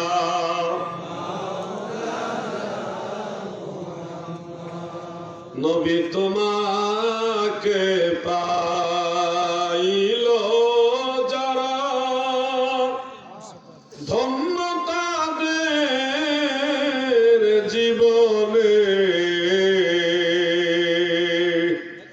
ভয় নাই তাদের কোনো কালে ভয় নাই তাদের মরণে আল্লাহুম্মা পড়ুন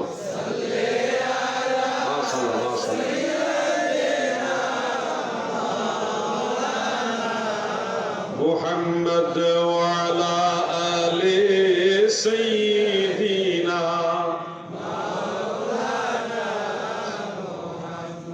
শুনুন দাদু আমার একটা নীতি হল আমি কোরআন কিতাব দলিলের রেফারেন্সের বাইরে কোনো কথা বলি না আমি একটা কাহিনী বলবো তাও সেটা কোন কিতাবে আছে সেই রেফারেন্স দিয়ে বলবো আমার বানানো কোনো কথা আপনাদের শোনাবো না যতগুলি কথা আমি এই পর্যন্ত বলেছি একটা না একটা কিতাবের রেফারেন্স দিয়ে আপনাদের বলছি আল্লাহর উপর ভরসা করে বলছি বিশ্বাস রাখেন যে আমি কখনো মন গড়া কিতাবের রেফারেন্স দেই না আন্দাজের উপর রেফারেন্স দেই না নোট করতে পারেন কোনো ভাই যদি দ্বিমত পোষণ করেন তার প্রতি সম্মান রেখে বলছি ইলিমের বহর থাকলে ফেস টু ফেস কথাও বলতে পারবো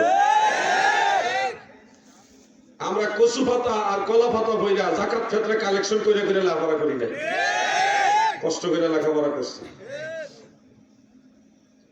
বন্ধুরা আমার মুসলিম শরীফের মধ্যে একটা রওয়ায়াত এইভাবে রয়েছে রাবি হলো হযরত আনাস ইবনে মালিক রাদিয়াল্লাহু আনহু সেখানে রওয়ায়াতটা এইভাবে রয়েছে একজন লোক একজন সাহাবী নবীজির কাছে এসে বললেন ইয়া রাসূলুল্লাহি আইনা আবি নবী গো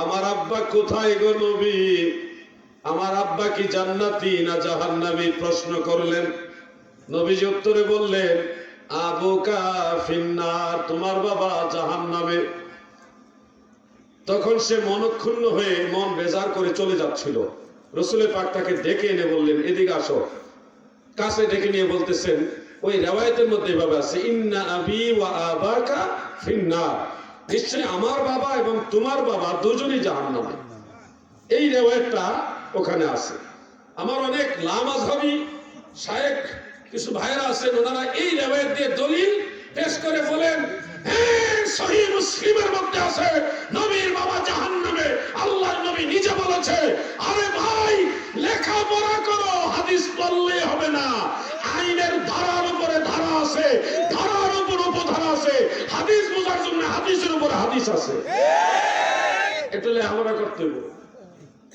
দুই পাতা দেড় পাতা পড়ে লাভ মারলে হইব না এই হাদিস উসুলে হাদিসের মানদণ্ডে দলিলযোগ্য না মুসলিম শরীফ আছে কিন্তু কেন দলিলযোগ্য না এটা বর্ণনা করেছেন আনাস ইবনে মালিক থেকে ওনার ছাত্র হযরতে সাবের আল বুনানী রাহমাতুল্লাহ আলাইহি সাবের বুনানী থেকে আমার জানা মতে 4 জন ওনার ছাত্র বয়ান করেছেন কয়জন 4 জন 4 জনের মধ্যে একমাত্র হাম্মাদ ইবনে আবি সুলাইম এই হাম্মাদ বর্ণনা করেছেন আমার বাবা তোমার বাবা দুজনেই জাহান্নামে এই কথাটা কিন্তু অন্য 3 জন এইভাবে বয়ান করেননি ঘটনাটা তিনারা এইভাবে বলেছেন একজন সাহাবী এসে জিজ্ঞাসা করলেন ইয়া রাসূলুল্লাহ আইনা আবি আমার বাবা কোথায় নবীজি বললেন ফিন্নার তোমার বাবা জাহান্নামে তখন সে মনক্ষুণ্ণ হয়ে চলে যাচ্ছিল রাসূল পাক সাল্লাল্লাহু আলাইহি সাল্লাম তাকে ডেকে বললেন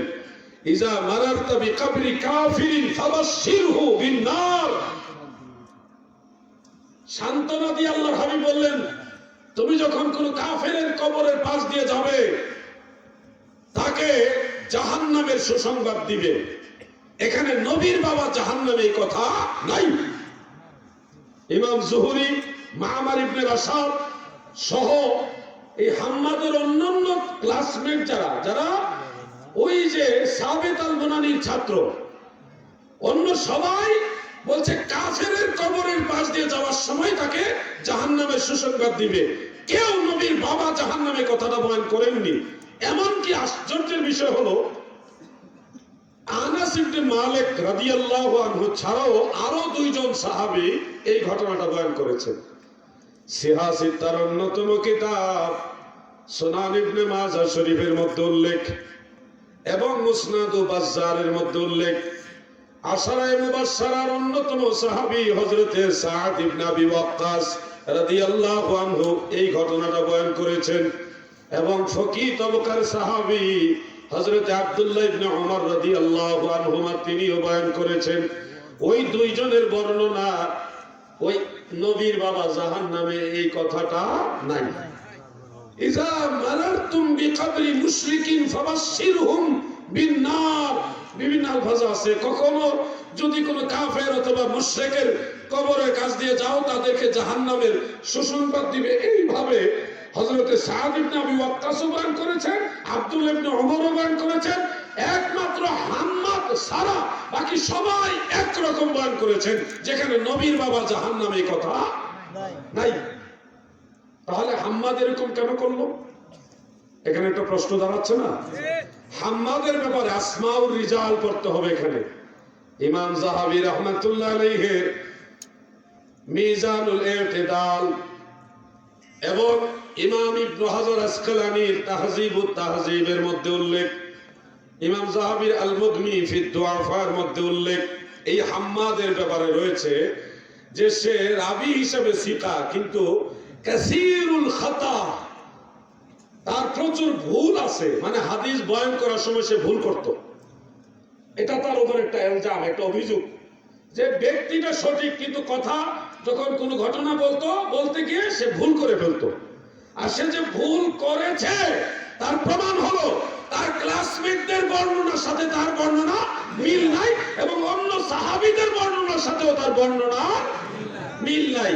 এই জন্য উসুলে হাদিসের মানদণ্ডে ইন্না আবি ওয়া আবাকা এই আলফাজগুলি হলো গায়রে মাহফুজ অথবা শায, যেটা শরীয়তের মানদণ্ডে দলিল হওয়ার উপযুক্ত না।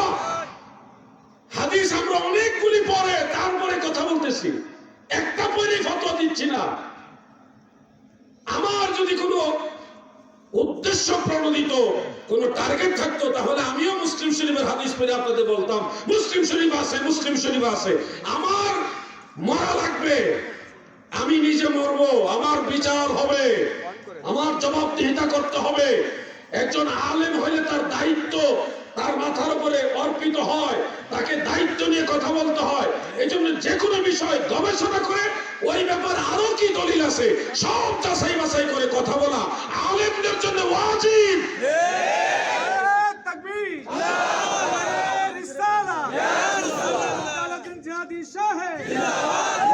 এই জন্য সিরাজগঞ্জ নয়, সারা দেশ নয়, সারা ওয়ার্ল্ডে কোন শেখ যদি বলে নবীর বাবা জাহান্নামী, দলিল যদি মুসলিম শরীফের হাদিস দেয়, বুঝে নেবেন এই লোকটা হলো আসমাউর রিজাল বোঝে না, উলুমুল হাদিসে দুর্বল। মনে করে মেট্রিক পাস করছে অথবা এইচএসসি ইন্টার পাস করছে। আল্লাহর হাবিব নিজেই মিলাদুন নবীর তাজকিরা মাহফিল মজলিস করেছে। আমি দেড় বেটারি মোল্লা কইলি তুই বোনা যাবে লেখাপড়া করতে হবে, খালি কয় বেদাত, আরে বেদাত এত বেদাত তুই ফেলি।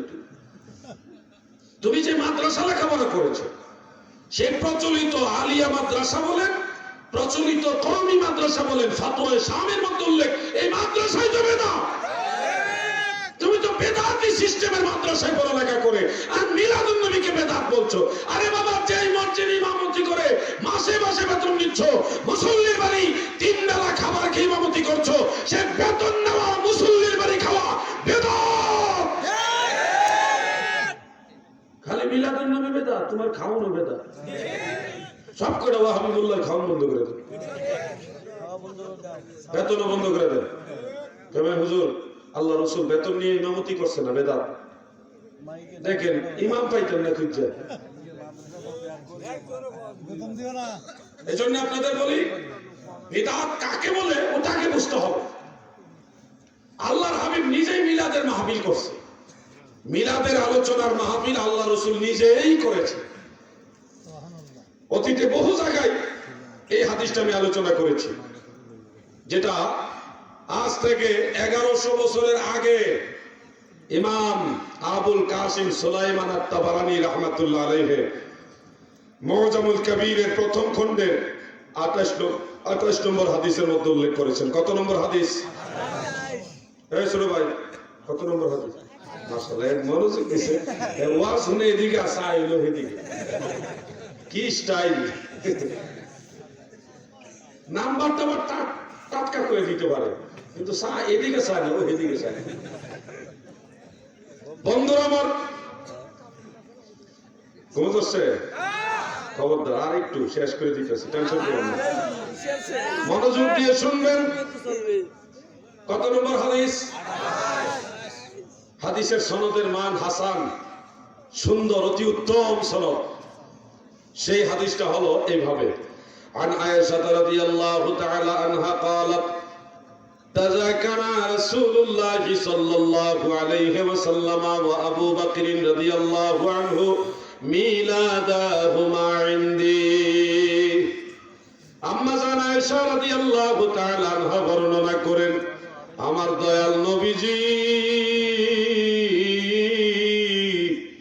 আবু বকর সিদ্দিক সহ দুইজনে আমি আয়েশার কাছে অবস্থান করে মিলাদের তাজকিরা, মিলাদের আলোচনা তথা মিলাদের মাহফিল করেছে।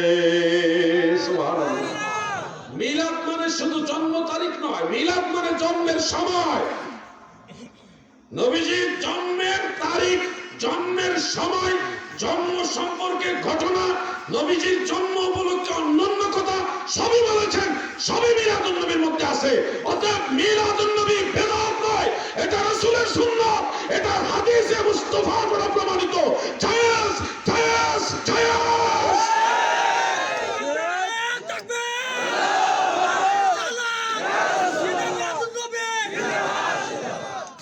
আপনি যদি বলেন জিহাদি ভাই এটা কি হাদিসে আছে, আপনি সন্দেহ পোষণ করলে আপনার কিতাবটা নিয়ে আসেন, আমি আপনার কিতাব থেকে খুলে বের করে দিব। আর যদি বলেন আমার কাছে নাই, তাহলে আমার কাছে আসেন, আমার সাথে সফট কপি 22,654টা কিতাব আছে। আমি খালি হাতে কোথাও যাই না, আজকেও আছে সফট কপি 22,654টা কিতাব আছে আমার সাথে।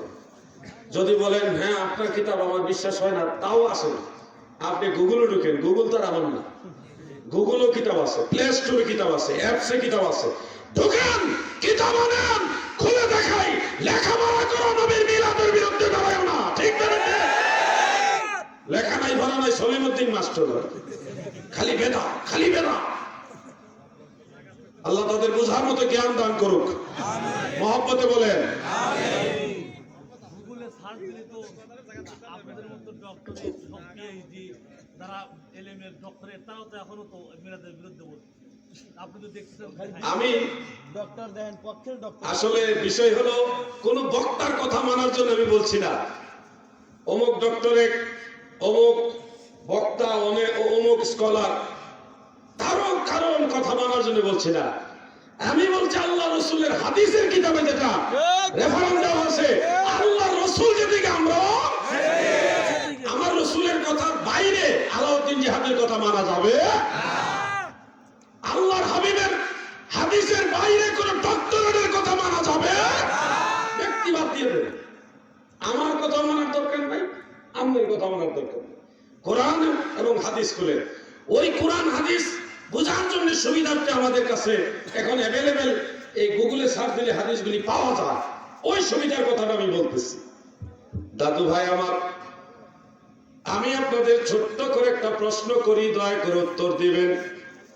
আল্লাহর হাবিব নবী সরকারে দু জাহা রাহমাতুল লিল আলামিন যেহেতু মিলাদের মজলিস, নিজেই সাহাবী আবু বকর সিদ্দিককে নিয়ে মিলাদুন নবী সম্পর্কে আলোচনার মাহফিল করেছে, সেহেতু আপনাদের কাছে কি মনে হয়, কোন ডক্টরেট বলুক আর না বলুক, কোন স্কলার বলুক আর না বলুক, নবী যেই কাজ করেছে সেটা জায়েজ না নাজায়েজ? বাস, আমার আর হুজুর লাগতো না। আমার রহমাতুল্লিল আলামিন যেদিকে, আমিও সেদিকে।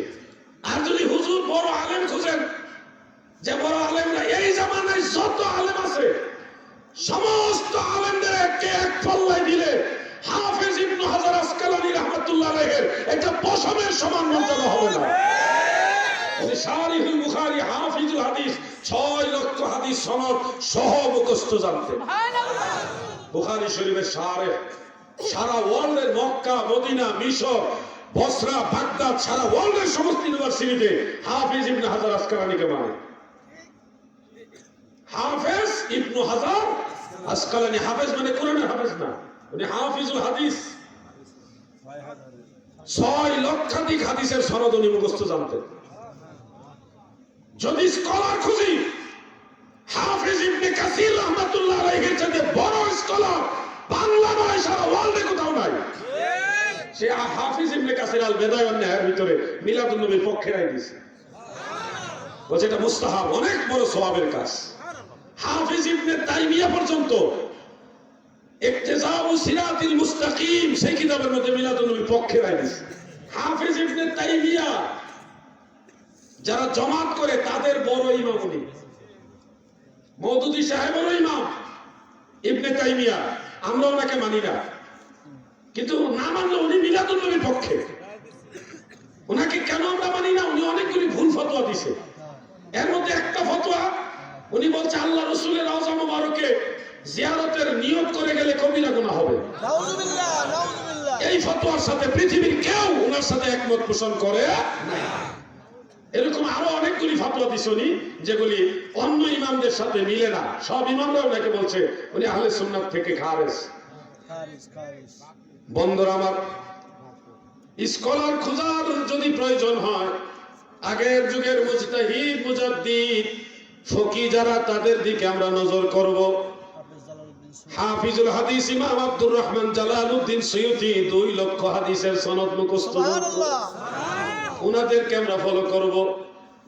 মক্কা এবং মদিনাতেও 1 লক্ষ হাদিস সনদ সহ মুখস্থ জানে এখন কেউ নাই। মিশর আল আজহার ইউনিভার্সিটিতে একজন আছে, উনি সনদবিহীন শুধু হাদিসের মতন 1 লক্ষ মুখস্থ জানে। বর্তমানে আছে উনি জীবিত। সনদ ছাড়া শুধু মূল হাদিস 1 লক্ষ মুখস্থ জানে। খুশির খবর হলো উনিও মিলাদুন নবী মানে। আমরা স্কলার খুঁজতে যদি যাই, এই জামানায় বাদ দিয়ে দেন, যেহেতু ফিতনার জামানা, এই জামানায় বাদ দিয়ে দেন, আগের যুগের দিকে তাকান। আমার জানা মতে একজন ইমামও নাই যে মিলাদুন নবীর বিরুদ্ধে, একজনও নাই। পারলে দেখাও, একজনও নাই যে মিলাদুন নবীর বিরুদ্ধে ফতোয়া দিছে, একজনও নাই। কোন বাপের বেটা থাকলে একটা রেফারেন্স দেখাও, একজন মিলাদুন নবীর বিরুদ্ধে ফতোয়া দেয় না। হাফিজুল হাদিস ইমাম ইবনে হাজার আসকালানীর ফতোয়ার বিরুদ্ধে ফতোয়া দেওয়ার হিম্মত কার আছে বাংলাদেশে? আমি তো খুঁজেই পাই না লোক। আমার ভাইরা গো, একটু অনুরোধ করি, মিলাদুন নবীতে কিছু কিছু জিনিস যোগ হয়েছে, এগুলি হলো সুন্নতে হাসানা। কি যোগ হয়েছে? প্রথম যোগ হয়েছে কুরআনুল কারীমের তিলাওয়াত। যে কোনো কাজ আমরা কোরআন তেলাওয়াত দিয়ে শুরু করি, কি বলেন আপনারা? একটা মিটিং ধরেন, একটা ভালো কাজের মিটিং, দেখবেন সর্বপ্রথম কোরআন তেলাওয়াত হয়। জাতীয় মহান সংসদেও সর্বপ্রথম কোরআন তেলাওয়াত হয়। এটা ভালো কাজের শুরুতে কোরআন তেলাওয়াত হয়। মিলাদুন নবীর প্রথম কাজটা হলো কোরআন তেলাওয়াত। তাও নবীজির মিলাদের সাথে জড়িত আয়াতগুলি। লাকাদ জাআকুম রাসূলুম মিন আনফুস, আছে না আয়াত? এগুলি দিয়ে আমরা শুরু করি। লাকাদ মান্নাল্লাহু আলাল মুমিনিনা, এই আয়াত দিয়ে শুরু করি। ওমা আরসালনাকা ইল্লা রাহমাতাল লিল আলামিন, ইন্না রাহমাতাল্লাহি কারীবুম মিনাল মুহসিনিন। যে আয়াতগুলি রাসূল পাকের মিলাদের সাথে জড়িত, সেই আয়াতগুলি দিয়ে আমরা শুরু করি। দ্বিতীয়ত, মিলাদুন নবীর মাহফিলে আরো কিছু জিনিস যোগ হয়েছে। হাফেজ জালালউদ্দিন সুয়ুতি আল হাবি লিল ফাতাওয়া সেই কিতাবের মধ্যে তিনি উল্লেখ করেছেন, হাদিসের আলোকে কোরআনের আলোকে নবীজির নাত শরীফ যোগ হয়েছে। নাত শরীফ কি? গজল বুঝেন না আপনারা? গজল, নবীজির শানে গজল, একটা পুরাতন গজল আপনারা পারেন কিনা? এক লাইন বা দুই লাইন টান দিয়ে দিব। ত্রিভুবনের প্রিয় মোহাম্মদ এলো রে দুনিয়ায়, রে সাগর আকাশ মাশাআল্লাহ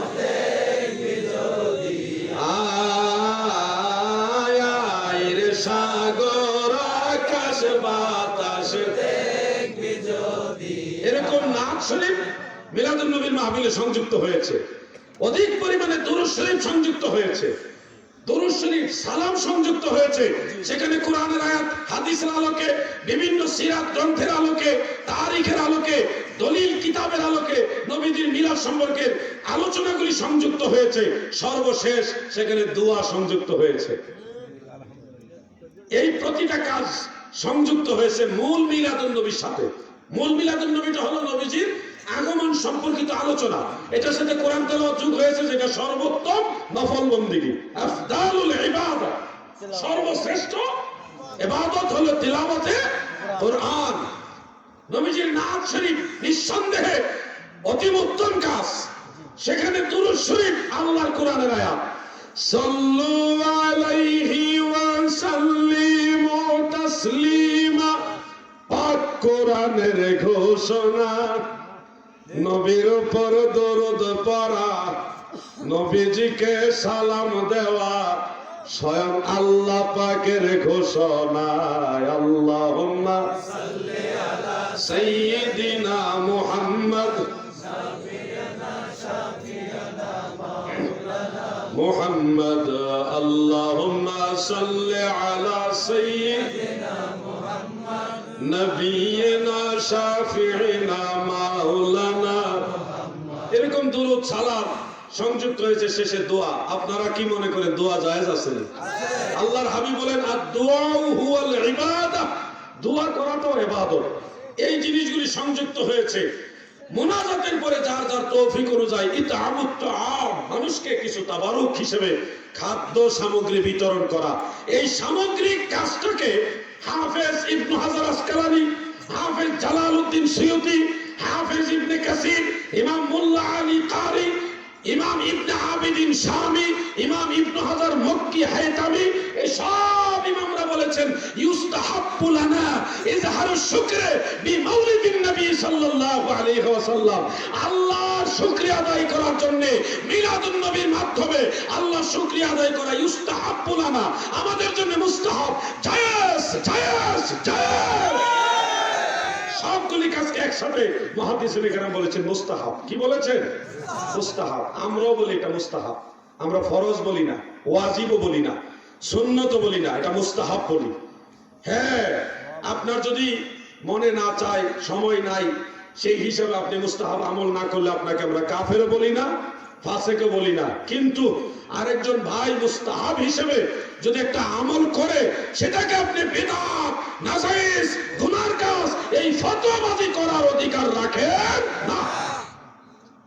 আপনার মন চাইলে আমল করেন, মন না চাইলে আমল করেন না, কিন্তু ফিতনা ছড়ানোর সুযোগ নাই।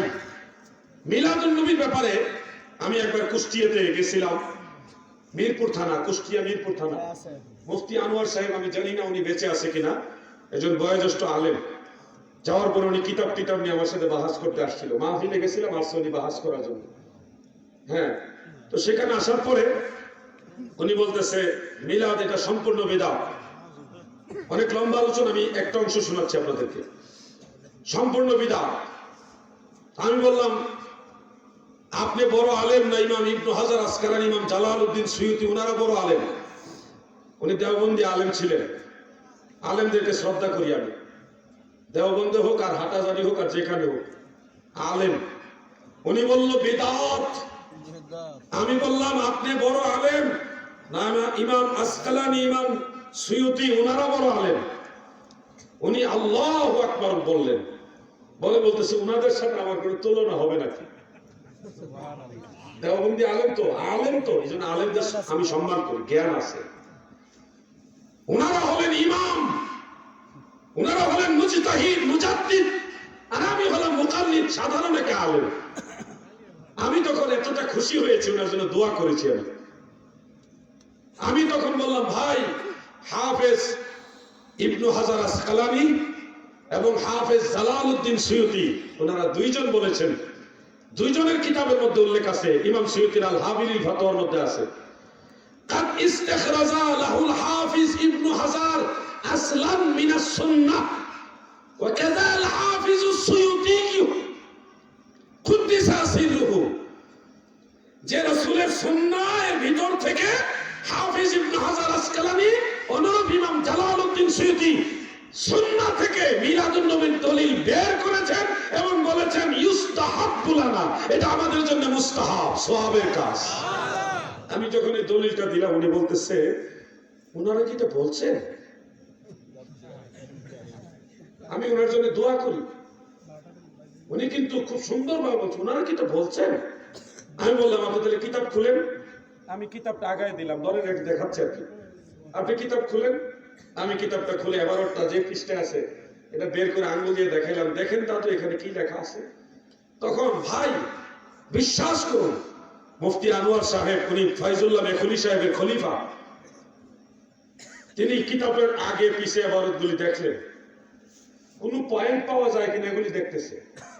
অনেকক্ষণ দেখা দেখি করে উনি বলতেছেন, ওনারা যদি এটা বলে থাকে তাহলে আর কি বলবো আমি,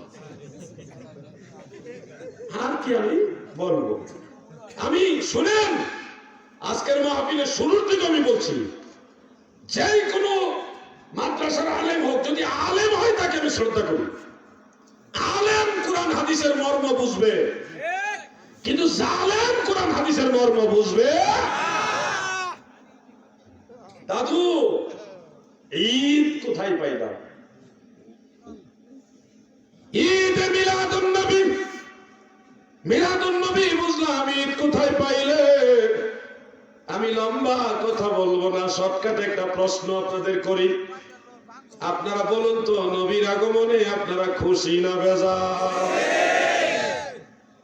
এখানে এমন কেউ আসেননি যে নবীর আগমনে খুশি না?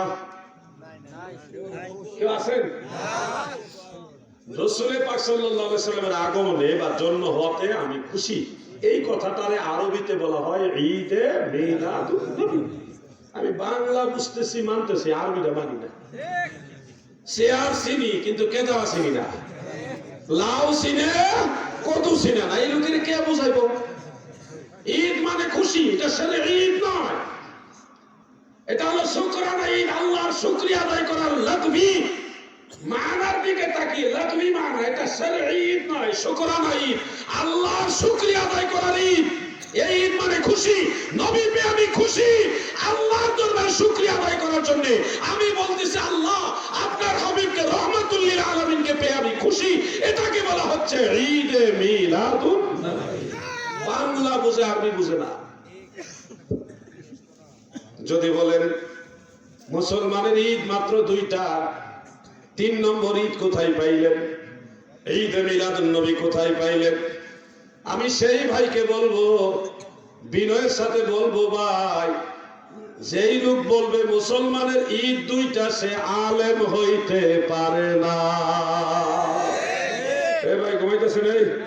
এই যে ঘুমাইন না, খবরদার ঘুমাইবেন না। শেষ, ওয়াজ শেষ, আরেকটু। আমি ভাই গেছেন না, ঘুমেন নাকি? খবরদার ঘুমাইবেন না। মুসলমানের ঈদ 2টা, এই কথা যে বলবে সে আলেম হইতে পারে। মুসলমানের ঈদ আছে বহু, মৌলিক দৃষ্টিকোণ থেকে আমি আপনাদেরকে বলে দেই, শর্টকাটে আলোচনা। ইয়াউমুল জুমআ, এটাও মুসলমানের ঈদের দিন। ইয়াউমুল আরাফা, এটাও মুসলমানের ঈদের দিন। বুখারী মুসলিমের হাদিস দ্বারা এগুলি প্রমাণিত, ইবনে মাজার হাদিস দ্বারা প্রমাণিত, সিহাসিদ্দার হাদিস দ্বারা প্রমাণিত। আইয়ামে তাশরিক, আইয়ামে তাশরিক বুঝেন?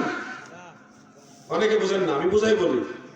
কুরবানির ঈদের এই ইয়াসরা তাকবীরে তাশরিক করা লাগে না? কেমনে তাকবীরে তাশরিক কেমনে? আল্লাহু আকবার, আল্লাহু আকবার। মাশাআল্লাহ। এই যে তাকবীরে তাশরিক কত তারিখ আসর পর্যন্ত বলা লাগে?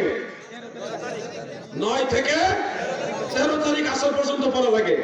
ওই প্রতিটা দিন ঈদুল আযহা কুরবানির দিন ছাড়াও আইয়ামে তাশরিকের আরো যে পরে 3 দিন মনে হয় আছে, এই 3 দিন ঈদের দিন। উনি দলিল দিচ্ছে মুসলমানের ঈদ দুইটা। আরে কস কি তুই? মুসলমানের ঈদ আরো আছে। ঈদে মিলাদুন নবী কেন এত গুরুত্ব দেয়? আমার নবীর কারণে ঈদুল ফিতর পাইছি, নবীর কারণে ঈদুল আযহা পেয়েছি, আমার নবীর কারণে ইয়াউমুল জুমআ, ইয়াউমুল আরাফা, আইয়ামে তাশরিক, এই সব ঈদ পাইছি নবীর উসিলায়। নবী পাইছি তো সব ঈদ পাইছি, এই জন্য সব ঈদের বড় ঈদ নবী পাওয়ার ঈদ। আমার নবীজির আগমনে খুশি হতে হবে। এটার দলিল কি? এটার দলিল কোরআন। দলিল লাগবে না। নবী পাইছি আমি খুশি, এখানে বিনা দলিল আমি খুশি, ঠিক না বেঠিক? এটা দলিল লাগবে না। নবী পাইছি খুশি, এখানে আবার দলিল দরকার কি? তারপর আমি বলছি, কোরআন শরীফের সূরা ইউনূসের ৫৮ নম্বর আয়াতে আল্লাহ তাআলা বলেছেন, কুল বিফাদলিল্লাহি ওয়া বিরাহমাতিহি ফাবিযালিকা ফালিয়াফরাহু ইলা আখির। এখানে আল্লাহ দুইটা জিনিস পেয়ে খুশি হওয়ার আদেশ দিয়েছেন। একটা হলো ফাদলুল্লাহ, আরেকটা হলো রহমত। ফাদলুল্লাহ তাফসীরে আব্দুল্লাহ ইবনে আব্বাস রাদিয়াল্লাহু আনহুমা তিনি বলেছেন এটা ইলম। কারণ গরু, ছাগল, পশু, পাখি, কত সৃষ্টি জগতের আল্লাহ তাআলার মাখলুকাত আছে, সমস্ত সৃষ্টি জগতের চাইতে সবচেয়ে বেশি জ্ঞান দিয়েছে আল্লাহ মানুষকে। এই জ্ঞানটা আপনার এত দামি গরুর নাই, ছাগলের নাই, পশু পাখির নাই, মাছের নাই, বৃক্ষ তরুলতার এই জ্ঞান নাই। জ্ঞান আল্লাহ দিছে আপনার আর আমারে, মানুষকে। এটা অমূল্য নিয়ামত, অমূল্য নিয়ামত। আপনি একটা কুকুরের দিকে তাকান, আপনাকে যে জ্ঞানটা আল্লাহ দিছে কুকুরকে সেটা দেয়নি, মানুষকে জ্ঞান দিয়েছে। এটা অমূল্য নিয়ামত। এজন্য ইবনে আব্বাস রাদিয়াল্লাহু আনহুমা বলেন, ফাদলুল্লাহ বলতে ইলম, মানুষের জ্ঞান, আর রহমত দ্বারা তিনি কোরআনের আরেকটা আয়াত আনছে, ওমা আরসালনাকা ইল্লা রাহমাতাল লিল আলামিন। আরেক আয়াতে আল্লাহ নিজেই বলছে আমার নবী শুধু রহমত নয়, সমগ্র সৃষ্টি জগতের রহমত, ঠিক না বেঠিক? এজন্য কোরআনের আয়াতকে কোরআনের আয়াত দ্বারা উনি তাফসীর করে বললেন এই রহমত হলো রাহমাতুল লিল আলামিন। এজন্য রহমত হিসেবে রহমতের নবীকে পেয়ে ফালিয়াফরাহু, তোমরা খুশি হও, আনন্দিত হও। এই নির্দেশ দ্বারা প্রমাণ হয় যেহেতু এটা মুস্তাহাবের বিষয়, এখানে একেবারে দলিলে কাতঈ এর প্রয়োজন নাই, এটা দলিলে জান্নি যথেষ্ট। উসুলের কায়দা বলছি, যেহেতু এটা মুস্তাহাবের বিষয়, এখানে কাতঈ দলিল দরকার নাই, এখানে জান্নি দলিলই যথেষ্ট। মুস্তাহাব, ইন্নাত তালাবা ফিল মানদুবে তারাতান ইয়াকুনা বিন নাস ওয়া তারাতান ইয়াকুনা বিল কিয়াস। মানদুব অনেক সময় নাস তলব করে, অনেক সময় কিয়াস তলব করে। যেহেতু এটা নাসই আছে, সেটা জান্নি, কিন্তু জান্নি পর্যায়ের নাস থাকলেই মুস্তাহাব প্রমাণের জন্য যথেষ্ট। আল্লাহর কোরআনের আয়াত অনুযায়ী, রাইসুল মুফাসসিরিন আব্দুল্লাহ ইবনে আব্বাসের তাফসীর অনুযায়ী এবং অন্যান্য মুফাসসিরিন কেরামদের তাফসীর অনুযায়ী রহমত হিসেবে নবীকে পেয়ে খুশি হওয়ার আদেশ কার? আল্লাহ। জোরে বলেন কার? আল্লাহ। এরপরে যে দলিল খুঁজবে তার ভিতরে নবীর ব্যাপারে গুস্তাখি আছে। নবী পেয়ে খুশি হয় নাই শয়তান, আর নবী পেয়ে খুশি হয়েছে তামাম মাখলুকাত, ঠিক না বেঠিক? এই শব্দটা প্রশ্নবিদ্ধ করার জন্য আমাদের দেশের এক ভাই, আল্লাহ তাকে হেদায়েত দান করুক, সে একটা হাদিসের আশ্রয় নিয়েছে। মুসান্নাফ আব্দুর রাজ্জাকের মুরসাল একটা রওয়ায়াত, সহিহ না, মুত্তাসিল না, মুরসাল একটা রওয়ায়াত। সেখানে আছে লা তাত্তাখিজু ইয়াউমা আও শাহরা ঈদান, কোন দিন বা মাসকে তোমরা ঈদের দিন বা মাস হিসেবে গ্রহণ করো না।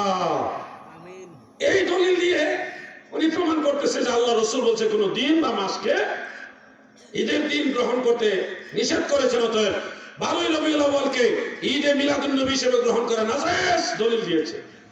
এই লোকগুলি কত বড় কপটক, মানুষকে নেফাকের দিকে আহ্বান করে। শুনেন এই হাদিস, ঠিক আছে, হাদিস কিতাবে আছে, কিন্তু সহিহ না, মুরসাল। মুরসাল হাদিস, কিন্তু এই হাদিসটা হলো আইয়ামে জাহিলিয়াতের যুগে মক্কার মানুষেরা রজব মাসটাকে ঈদের মাস বানাইছিল। কোন মাস? রজব মাসকে ঈদের মাস বানাইছিল। সাহাবীরা কেউ কেউ প্রস্তাব দিল, ইয়া রাসূলুল্লাহ, আগে তো রজব মাসকে ঈদের মাস হিসেবে গ্রহণ করা হয়েছিল, আমরাও কি রজব মাসকে ঈদের মাস হিসেবে গ্রহণ করব? ওই আইয়ামে জাহিলিয়াতের কর্মকে ডিসলাইক করার জন্য আল্লাহর হাবিব বলেছেন, লা তাত্তাখিযু শাহরা ঈদান, তোমরা ও কোন মাসকে ঈদের মাস হিসেবে গ্রহণ করো। হাদিস হলো রজব মাসে, তাও আইয়ামে জাহিলিয়াতকে ইন্ডিকেট করে। আর এটা নিয়ে লাগাইছে ঈদে মিলাদুন নবীর বিরুদ্ধে। কোন জায়গার হাদিস নিয়ে কই লাগাইছে? আপনি যদি মতলকান এই হাদিস দলিল নেন যে কোনো দিনকে ঈদের দিন বানানো যাবে না, তাইলে তো আল্লাহর হাবিব তো এখানে ঈদুল ফিতর, ঈদুল আজহার কথা বাদ দেন নাই, ইয়াউমুল জুমার কথা বাদ দেন নাই, ইয়াউমুল আরাফার কথা বাদ দেন নাই। তাইলে ওই হাদিস মানলে তো সব ঈদ বাদ, ঈদুল ফিতর বাদ, ঈদুল আজহা বাদ। আসল বিষয়টা হলো এই হাদিসের যে মূল প্রেক্ষাপটটা, এটা হলো আইয়ামে জাহিলিয়াতের যুগে রজব মাসকে ওই কাফের মুশরিকেরা ঈদের মাস বানাইছিল। ওইটাকে নবীজি ডিসলাইক করছে, করে বলছে তোমরা এরকম কোন মাসকে ঈদের মাস হিসেবে গ্রহণ করো না। ওই হাদিস নিয়ে লাগাইছে ঈদে মিলাদুন নবীর বিরুদ্ধে। কোন জায়গার ওষুধ নিয়ে কোন হামলা লাগাইতেছে? এরা মানুষকে ধোঁকা দেয়, কোরআন হাদিস দিয়ে ধোঁকা দেয়। আল্লাহ তাদের বোঝার মতো জ্ঞান দান করে। বলেন আমিন, মহব্বতে বলেন আমিন। 12টা বেজে গেছে মনে হয়। আমি আলোচনার সামনে নিচ্ছি না, তবে আলোচনার শেষ প্রান্তে এসে একটা অনুরোধ করতে চাই। ঈদে মিলাদুন নবী আমরা মানি, মানব, অন্যান্য সুন্নিয়তের বিষয়গুলি জানি, জানবো, মানব, কিন্তু 5 ওয়াক্ত নামাজের কথা আগেও বলেছি, আবারও বলে যাচ্ছি, নামাজ ছাড়া তরিকা। নামাজ 5 ওয়াক্ত আমাদের পড়তে হবে। মনে থাকবে ভাইজান? আওয়াজ দিয়ে বলেন, মনে থাকবে? এই কথাটা আমি আবারও আপনাদের স্মরণ করালাম। আজকের আলোচনা আমি ইতি টানলাম, তবে কিছু প্রশ্ন আছে, কিছু দাবি আছে, এগুলি আমি নিব, এখন কমিটির মাধ্যমে নিব, বিচ্ছিন্নভাবে নিব না। প্রশ্নগুলি যদি রাজনৈতিক প্রশ্ন হয় আমি নিব না, কারণ এটা রাজনৈতিক মঞ্চ নয়। রাষ্ট্রবিরোধী কোনো প্রশ্ন নিব না, রাজনৈতিক কোনো প্রশ্ন নিব না, এবং ধর্মীয় প্রশ্নের মধ্যে যেটা শিক্ষণীয় সেটা নিব। কিছু খটকা প্রশ্ন আছে, বক্তাকে আটকাইবার প্রশ্ন, যে নূহ নবীর নানির বাপের নাম কি, মুসা আলাইহিস সালামের দাদার নাম কি, এগুলি মনে করেন প্রশ্ন করে কিছু লোকেরা, এগুলি জানার জন্য করে না, বক্তাদেরকে আটকাইবার জন্য করে। কারণ যে প্রশ্ন করে সে তার নিজেরও নানির বাপের নাম জানে না। এজন্য ধর্মীয় এবং শিক্ষণীয় প্রশ্নগুলি আমি নিব। প্রশ্নোত্তর পর্বে যাওয়ার আগে আপনাদেরকে নিয়ে একটু সংক্ষেপে জিকির করতে চাই। করবেন জিকির? ইসমে জাত আল্লাহ আল্লাহ আল্লাহ আল্লাহ। একজন মুরব্বী চেয়ারটার মধ্যে বসেন, তাহলে স্টেজের সুন্দর দেখা যাবে। একজন মুরব্বী এদিকে এসে বসেন। আল্লাহ আল্লাহ আল্লাহ আল্লাহ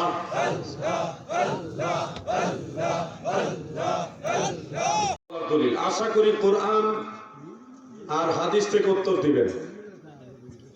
পীরকে বাবা বলা সহ একজন মুসলমানের জন্য বাবা বলার মাসআলাটা আমি মৌলিকভাবে আলোচনা করি, তাহলে পুরোটা আপনারা একসাথে পেয়ে যাবেন। পবিত্র কোরআন এবং হাদিস থেকে মুসলমানের 4 শ্রেণীর বাবা রয়েছে, যেগুলি অস্বীকার করার কোনো সুযোগ নাই। আর জন্নি পর্যায়ের কিছু বাবা রয়েছে, যেগুলিও 4 শ্রেণীর। টোটালি হলো 8 প্রকার বাপ। কয় প্রকার? 1 নম্বরে হলো আবুল বাশার, সমগ্র মানব জাতির বাবা, হযরতে আদম আলাইহিস সালাম আমাদের সবার বাবা। মুসলমানেরও বাবা, হিন্দুরও বাবা, খ্রিস্টানেরও বাবা, বৌদ্ধরও বাবা, যত মানুষ আছে সব মানুষের আদি পিতা হযরতে আদম সফিউল্লাহ। অস্বীকার করতে পারবেন? 2 নম্বর হলো মিল্লাতা আবিকুম ইব্রাহিম। আমার আল্লাহ বলেন মুসলমানদের জাতির পিতা, মুসলিম মিল্লাতের পিতা হযরত ইব্রাহিম খলিলুল্লাহ। ঠিক না বেঠে? অস্বীকার করতে পারবেন? অস্বীকার করলে ঈমানই থাকবো না নাসুল কোরআনকে অস্বীকার করার কারণে। 3 নম্বর হলো আবুল আরওয়াহ। দয়াল নবীজি বলেন তাফসীরে রুহুল মাআনি অনেকগুলি কিতাবের মধ্যে রয়েছে, আল্লাহর হাবিব বলেন আনা আবুল আরওয়াহ। যত রূহ আছে সমস্ত রূহর রূহানি বাবা আমি মুহাম্মাদুর রাসূলুল্লাহ। আদম নবীর বাবা নাই, আদম নবীর বাবা নাই, কিন্তু আদমের রূহানি বাবা আমাদের নবী। ঈসা নবীর বাপ নাই, কিন্তু ঈসা নবীর রূহানি বাপ আমাদের নবী। বাপ খুঁজে পাচ্ছে না। 4 নম্বরে হলো জন্মদাতা পিতা। এটা অস্বীকার করলে যার সন্তান, এটা দলিল লাগবো? এটা দলিল হলো বাপ মার বিবাহের নিকাহনামা, শরীয়ত মোতাবেক যে বিয়ে করেছে এটাই দলিল। যদি জন্মদাতা বাপকে অস্বীকার করে তাহলে সে কি যার সন্তান। এই 4 প্রকার বাপ অস্বীকার করার কোন সুযোগ নাই। এবার আসেন আরো 4 প্রকার বাপ আছে। আল্লাহর হাবিব মহব্বত করে আনাস রাদিয়াল্লাহু আনহুকে বাবা বলে সম্বোধন করতেন মাঝে মধ্যে। দয়াল নবীজি উম্মে আইমান রাদিয়াল্লাহু তাআলা আনহাকে মা বলে ডাকতেন, আনতে উম্মি বাদা উম্মি। নবীজির চাচি ফাতেমা বিনত আসাদ রাদিয়াল্লাহু আনহাকে আবু তালেবের স্ত্রী হযরত আলীর মা, ওনাকেও নবীজি বলতেন মা। আল্লাহুম্মা গফির লি উম্মি ফাতেমা বিনত আসাদ,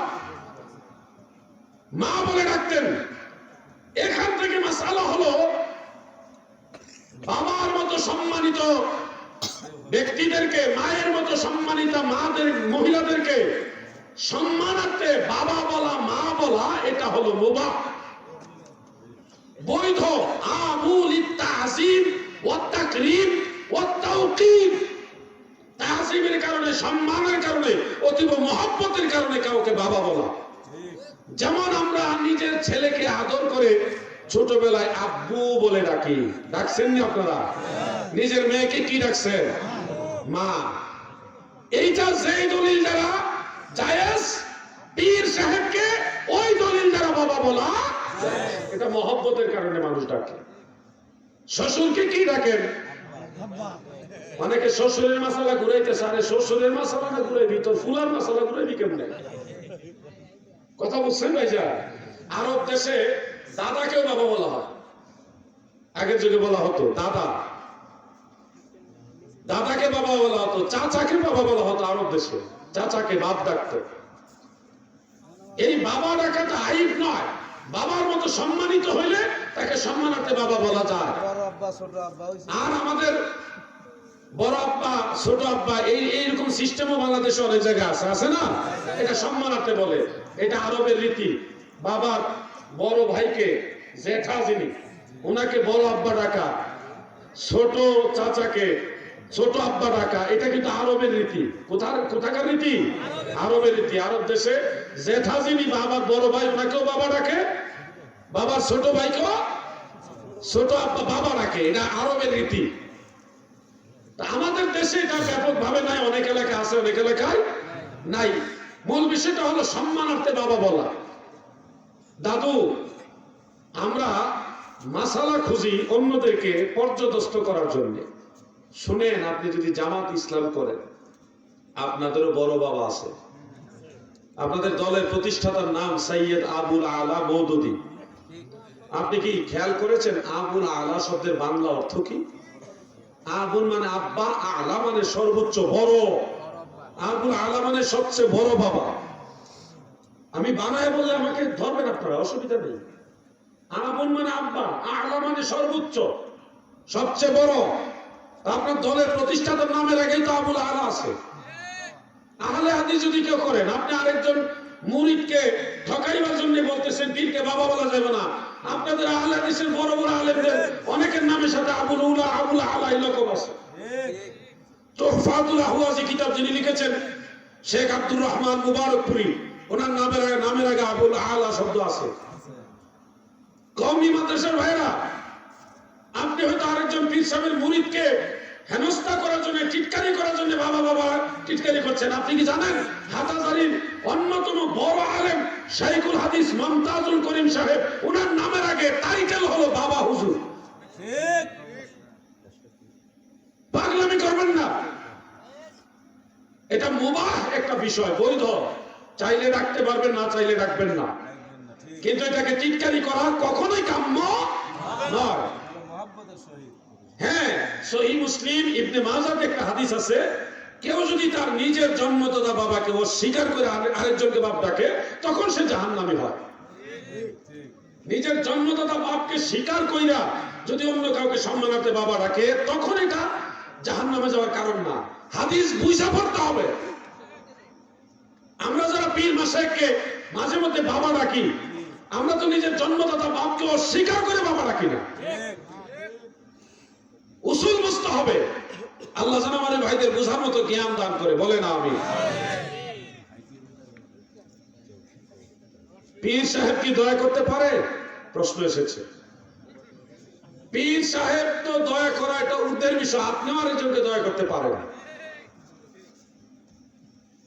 আল্লাহর হাবিব বলেছেন ইরহামু মান ফিল আরদ ইয়ারহামুকুম মান ফিস সামা।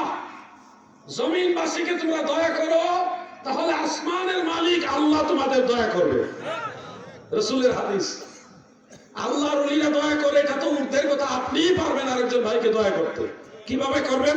অসুস্থের পাশে চিকিৎসা করার মাধ্যমে দয়া, ঋণগ্রস্তের পাশে সহযোগিতার মাধ্যমে দয়া, বিপদগ্রস্তের পাশে দাঁড়িয়ে দয়া, পানিতে ডুবে যাচ্ছে তাকে সেখান থেকে আপনি সাঁতার কেটে বাঁচিয়ে দয়া। এইভাবে মানুষ মানুষকে এহসান করতে পারে, দয়া করতে পারে। এই দয়া আর আল্লাহর দয়া এক না। আল্লাহর দয়া দ্বারাই আমাদের সৃষ্টি। আল্লাহর দয়াটা হলো হাকিকি, আর আমাদের দয়াটা হলো মাজাজি, আল্লাহর দেওয়া ক্ষমতা।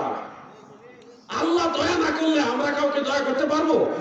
আল্লাহ ক্ষমতা দিয়েছে, এই জন্য আমরা মানুষকে সাহায্য করতে পারি। আপনাদেরকে যদি একটা প্রশ্ন করি, বলেন সব কিছুর মালিক কে? সবাই একমত? এই জমির মালিক কে? কেউ কেউ মালিক নাই, এটা হলো মাজাজি, অস্থায়ী, আর ওটা স্থায়ী, হাকিকি। আপনাদেরকে বলি সাহায্য করার মালিক কে? আল্লাহ, ওটা হাকিকি। এক ভাই বিপদে পড়ছে, ঋণে মিথ্যা মামলা পড়ে গেছে, তার পাশে সাহায্য করছেন, দয়া করছেন, এটাও সাহায্য। কিন্তু এটা হলো আল্লাহর দেওয়া সাহায্য, ওটা হলো আল্লাহর নিজের সাহায্য। হাকিকি আর মাজাজি বুঝতে হবে। আল্লাহর ওলিরা আল্লাহর দেওয়া ক্ষমতায় মানুষকে এহসান করে, দয়া করে। এটা তাওয়াজ্জু প্রদানের মাধ্যমে হোক, দোয়া করার মাধ্যমে হোক, বিভিন্ন ভাবে এহসান করে, দয়া করে। এটা আল্লাহর দেওয়া ক্ষমতা। কার দেওয়া? আর আল্লাহটা হলো, আল্লাহটা কারো দেওয়া না, আল্লাহটা নিজের ক্ষমতা। এই বিষয়গুলি বুঝতে হবে। মৌলভী সাহেব শিরকের ফতোয়া সব জায়গায় সাপ্লাই দিচ্ছেন। আপনি কি জানেন মাওলানা হলো আল্লাহ? মাওলানা কে? আনতা মাওলানা ফানসুরনা আলাল কওমিল কাফিরিন। কোরআনের মধ্যে সুস্পষ্ট উল্লেখ, মাওলানা হলো আল্লাহ। হাদিস পরে দেখে আমার নবী বলে মান কুনতু মাওলাহু ফাআলিয়ুন মাওলা। আমি রাসূল যার মাওলা, আলীও তার মাওলা। বুখারীতে দেখি যায়েদ রাদিয়াল্লাহু আনহুকে নবীজি বললেন মাওলানা। এই জন্য আল্লাহ মাওলানা, রাসূল মাওলানা, সাহাবীরা মাওলানা, তিন মাওলানা কিন্তু এক না। আমি দেখি আমাদের দেশের সব হুজুরের নামের আগে মাওলানা আছে। এই মাওলানার আল্লাহ মাওলানা এক নেই। বুঝতে হবে। ক্লাস 1 এ যে পড়ে সেও স্টুডেন্ট, এসএসসি তে পড়ে 9 10 যারা তারাও স্টুডেন্ট, মাস্টার্সে পড়ে সেও স্টুডেন্ট, 3 স্টুডেন্ট এক না। আল্লাহ হলো বেমেসাল বেনজির। আল্লাহ যেন আমার এই ভাইদের বোঝার মতো জ্ঞান দান করে, বলে না আমিন। একদল বলে নূরের তৈরি ফেরেশতারা মাটির তৈরি আদমকে সেজদা করেছিল, তাই ফেরেশতাদের চেয়ে আদম আলাইহিস সালামের মর্যাদা বেশি। যদি রাসূল সাল্লাল্লাহু আলাইহি ওয়াসাল্লামকে নূরের তৈরি বলা হয় তাহলে ওনার মর্যাদা হযরত আদম আলাইহিস সালামের চেয়ে কম হয়। হুজুর এক্ষেত্রে দলিল কি? এক্ষেত্রে দলিল ওই আয়াতই, উসজুদু লি আদামা, যে আয়াত দিয়া ওনারা যুক্তি বের করছে ওই আয়াতই দলিল। ওইখানে আল্লাহ আদমকে সেজদা করতে বলেনি, বলছে উসজুদু লি আদামা, আদমের দিকে সেজদায় অবনত হও, আদমের প্রতি সেজদা অবনত হও। আদমকে সেজদা করো বলেনি, উসজুদু আলা আদামা বলেনি, উসজুদু লি আদামা বলেছে। আমরা নামাজ পড়ি কাবার দিকে, সেজদা করি কাকে? দিক কাবা, কিন্তু সেজদা কোরআন বুঝতে হবে। ফেরেশতারা সেজদা করছে আদমের দিকে। তাফসীরে মাযহারি হলো ইন্নাল্লাহ তাআলা জাআলাল আদামা কিবলাতু লিল মালায়েকা কামা জাআলাল্লাহু তাআলা আযজা ওয়া জাল্লা কাবাতু কিবলাতু লিন নাস। কাবা ঘরকে যেমনি ভাবে সব মানুষের কিবলা আল্লাহ বানাইছে, আদম নবীকে সব ফেরেশতার কিবলা আমার আল্লাহ বানাইছে। আদমরে যদি সেজদা, আপনি যে এই যুক্তিটা আসেন যে নূরের তৈরি ফেরেশতা মাটির তৈরি আদমরে সেজদা করছে, এজন্য মাটির দাম বেশি নূরের দাম কম, এই যুক্তি যদি নেই তাহলে ওনাদের যুক্তি অনুযায়ী ফেরাউনও মাটির তৈরি, নমরুদ মাটির তৈরি, আবু জাহেল মাটির তৈরি। তো মাটির তৈরি হইলে দাম বেশি, নূরের তৈরি হইলে দাম কম। এই যুক্তি যদি নেই তাহলে আবু জাহেলের দাম কি জিবরাইলের চেয়ে বড়? আপনার যুক্তি দিয়ে তো আপনি ধরা খাবেন। মাটির তৈরি হইলে দাম বেশি, নূরের তৈরি হইলে দাম কম, তাহলে ফেরাউনের দাম বেশি, জিবরিল আলাইহিস সালামের দাম কম। নাউজুবিল্লাহ। আসল বিষয়টা হলো ফেরাউনের দাম আর মুসলমানের দাম এক না। একজন বেঈমানের মূল্য আর একজন মুমিনের মূল্য এক সমান। সৃষ্টিগতভাবে দুইজনই এক জাতের, এটা যেই জাতের ওটাও ওই জাতের, কিন্তু মর্যাদায় বেশ কম আছে। পার্থক্য হলো কিসে? মুমিনের ঈমান আছে, কাফেরের ঈমান নাই। মুমিনে ইসলাম মানে, কাফের ইসলাম মানে না। মুমিন কোরআন মানে, কাফের কোরআন মানে না। মুমিনের সিনাই ইলম আছে, কাফেরের সিনাই নাই। তাহলে খেয়াল করেন, আল ঈমানু নূরুন ওয়াল ইসলামু নূরুন ওয়াল ইলমু নূরুন ওয়াল কুরআনু নূরুন। নূর থাকার কারণে মুমিনের দাম বেশি, নূর না থাকার কারণে কাফেরের দাম আল্লাহর কাছে নাই। মর্যাদার বেশ কমটা হয় নূরের দ্বারা। আদমের মর্যাদা বেশ কম হয়েছে দুইটা কারণে। এক কারণ হলো হযরতে আদম তিনি ছিলেন নবী, ফেরেশতারা তো ফেরেশতা, এমনিতেই নবীদের মর্যাদা সমস্ত ফেরেশতার চাইতে বেশি। নবীর মর্যাদা সব ফেরেশতার চাইতে এমনি বেশি। দুই নম্বরে তাফসীরে কবীরের মধ্যে উল্লেখ, আদমের কপালে নূরে মুহাম্মাদি ছিল। নূরে মুহাম্মাদির কারণে আদমের মর্যাদা আরো বাড়ছে। হাকিকত বুঝে না, খালি কয় মাটি, মাটির ব্যবসা তো মজা। আমার লেখা নূরে মুজাসসামে বইটা একটু কষ্ট করে পড়েন, এটার মধ্যে সব প্রশ্নের উত্তর দেওয়া আছে দলিল সহকারে। আমার ওই ভাইদেরকে আল্লাহ তাআলা বোঝার মতো জ্ঞান দান করুক, বলে না আমিন। এটা সর্বশেষ প্রশ্ন, কদমবুসি করা কি জায়েজ আছে? যদি থাকে তাহলে কদমবুসি করার নিয়ম কি? কদমবুসি করা শুধু জায়েজ নয়, এটা সুন্নতে সাহাবা। সুন্নতে সাহাবা, এই ব্যাপারে অসংখ্য হাদিস আছে। একটা হাদিস শুধু আপনাদের পড়ে শোনায়। আবু দাউদ শরীফের 709 পৃষ্ঠার মধ্যে উল্লেখ, মেশকাত শরীফের 402 পৃষ্ঠার মধ্যে হাদিস খানা রয়েছে, ফাতহুল বারি ইবনে হাজার আসকালানি সেটার মধ্যে উল্লেখ রয়েছে, আরো বহু কিতাব আছে এইভাবে। وعن زارع رضي الله عنه وكان في وفد عبد القيس قال لما قدمنا المدينة فجعلناه نتبذر من رواحلنا فنقبل يد النبي صلى الله عليه وسلم ورجلاه رواه أبو داود إسناده جيد হযরত জারে রাদিয়াল্লাহু আনহু বলেন আমরা একটা কাফেলা মদিনা মুনাওয়ারায় গেলাম যার যার বাহন থেকে দ্রুত গতিতে নামলাম এরপরে নবীজির নুকাব্বিলু ইয়াদান নবিয়া নবীজির হাত মোবারকে চুমা খাইলাম ওয়ারিজলাহু আল্লাহর হাবিবের কদম বসিও করলাম সুবহানাল্লাহ বহু সাহাবী নবীজির কদম বসি করেছে আল্লাহর হাবিব নিজে কদম বসি গ্রহণ করেছে সাহাবীরা কদম বসি করেছে আল্লাহ রাসূল নিজে কদম বসি গ্রহণ করেছে এখন আপনাদের কি মনে হয় কদম বসি জায়েজ না না জায়েজ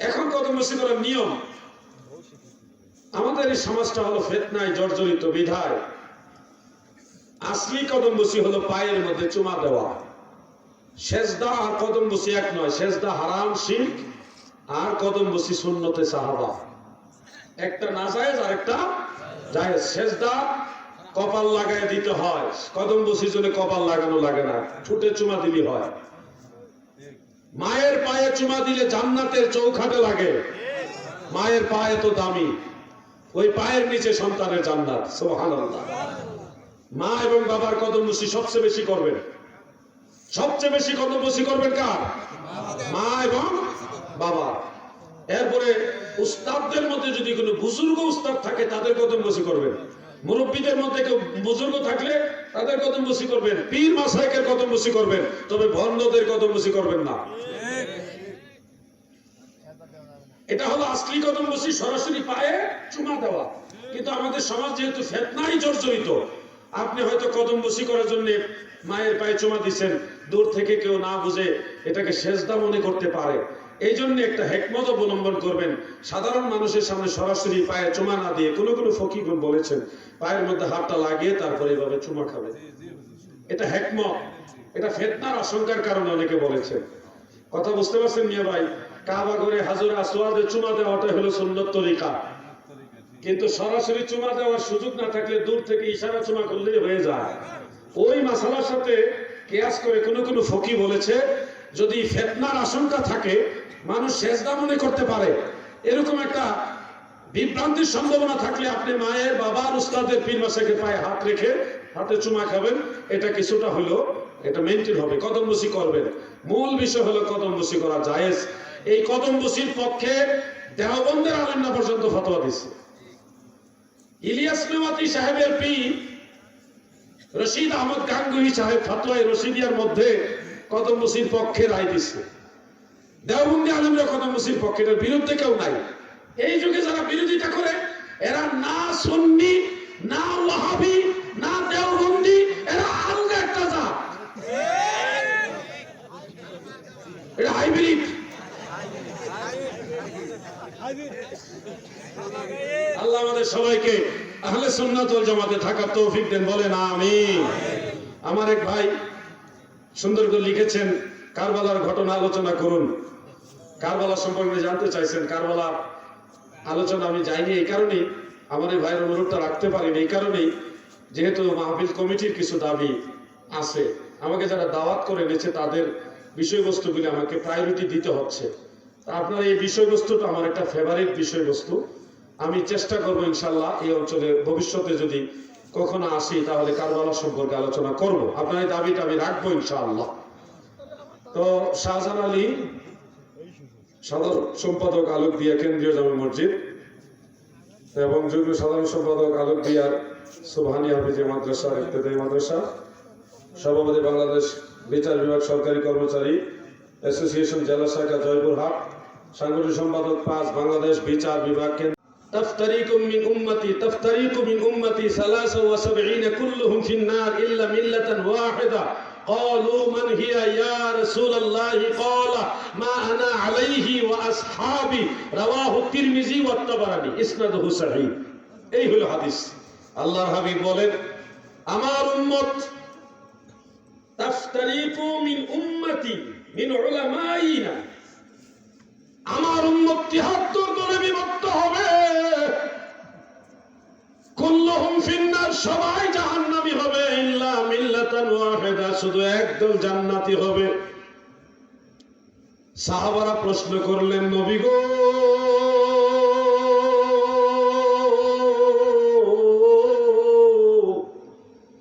যে একটা দল জান্নাতি, এরা কারা গো নবী? দয়াল নবীজি বললেন, ক্বালা মা আনা আলাইহি ওয়া আসহাবি, যারা আমাকে এবং আমার সাহাবীদেরকে অনুসরণ করে তারা সবাই জান্নাতি। অন্য হাদিসে উল্লেখ আছে, আমার নবীজি সেই দলের নাম বলেছে আহলে সুন্নাত ওয়াল জামাত। ৭৩ দলের মধ্যে একটা দল জান্নাতে যাবে, সেই দলের নাম আহলে সুন্নাত ওয়াল জামাত। কোরআন শরীফের সূরা আলে ইমরানের ১০৬ নং আয়াত, সেখানে একটা অংশ হলো ইয়াউমা তাবিয়াদ্দু উজুহুন ওয়া তাসওয়াদ্দু উজুহুন। সেখানে এক শ্রেণীর মানুষের চেহারা উজ্জ্বল হবে বলা হয়েছে, আরেক শ্রেণীর মানুষের চেহারা কুৎসিত কালো হবে বলা হয়েছে। এই আয়াতের তাফসীর করেছেন স্বয়ং আল্লাহ রাসূল সাল্লাল্লাহু আলাইহি ওয়াসাল্লাম। তাফসীরে দুররে মানসুরের মধ্যে উল্লেখ, এবং সাহাবায়ে কেরাম তাফসীর করেছেন। সেখানে উল্লেখ আছে, যাদের চেহারা হাসরের ময়দানে উজ্জ্বল হবে, যারা জান্নাতি হবে, তারা হবে আহলে সুন্নাত ওয়াল জামাত। এই আহলে সুন্নাত ওয়াল জামাত ছাড়া বাকি ৭২ দল হবে, তারা সবাই জাহান্নামী হবে।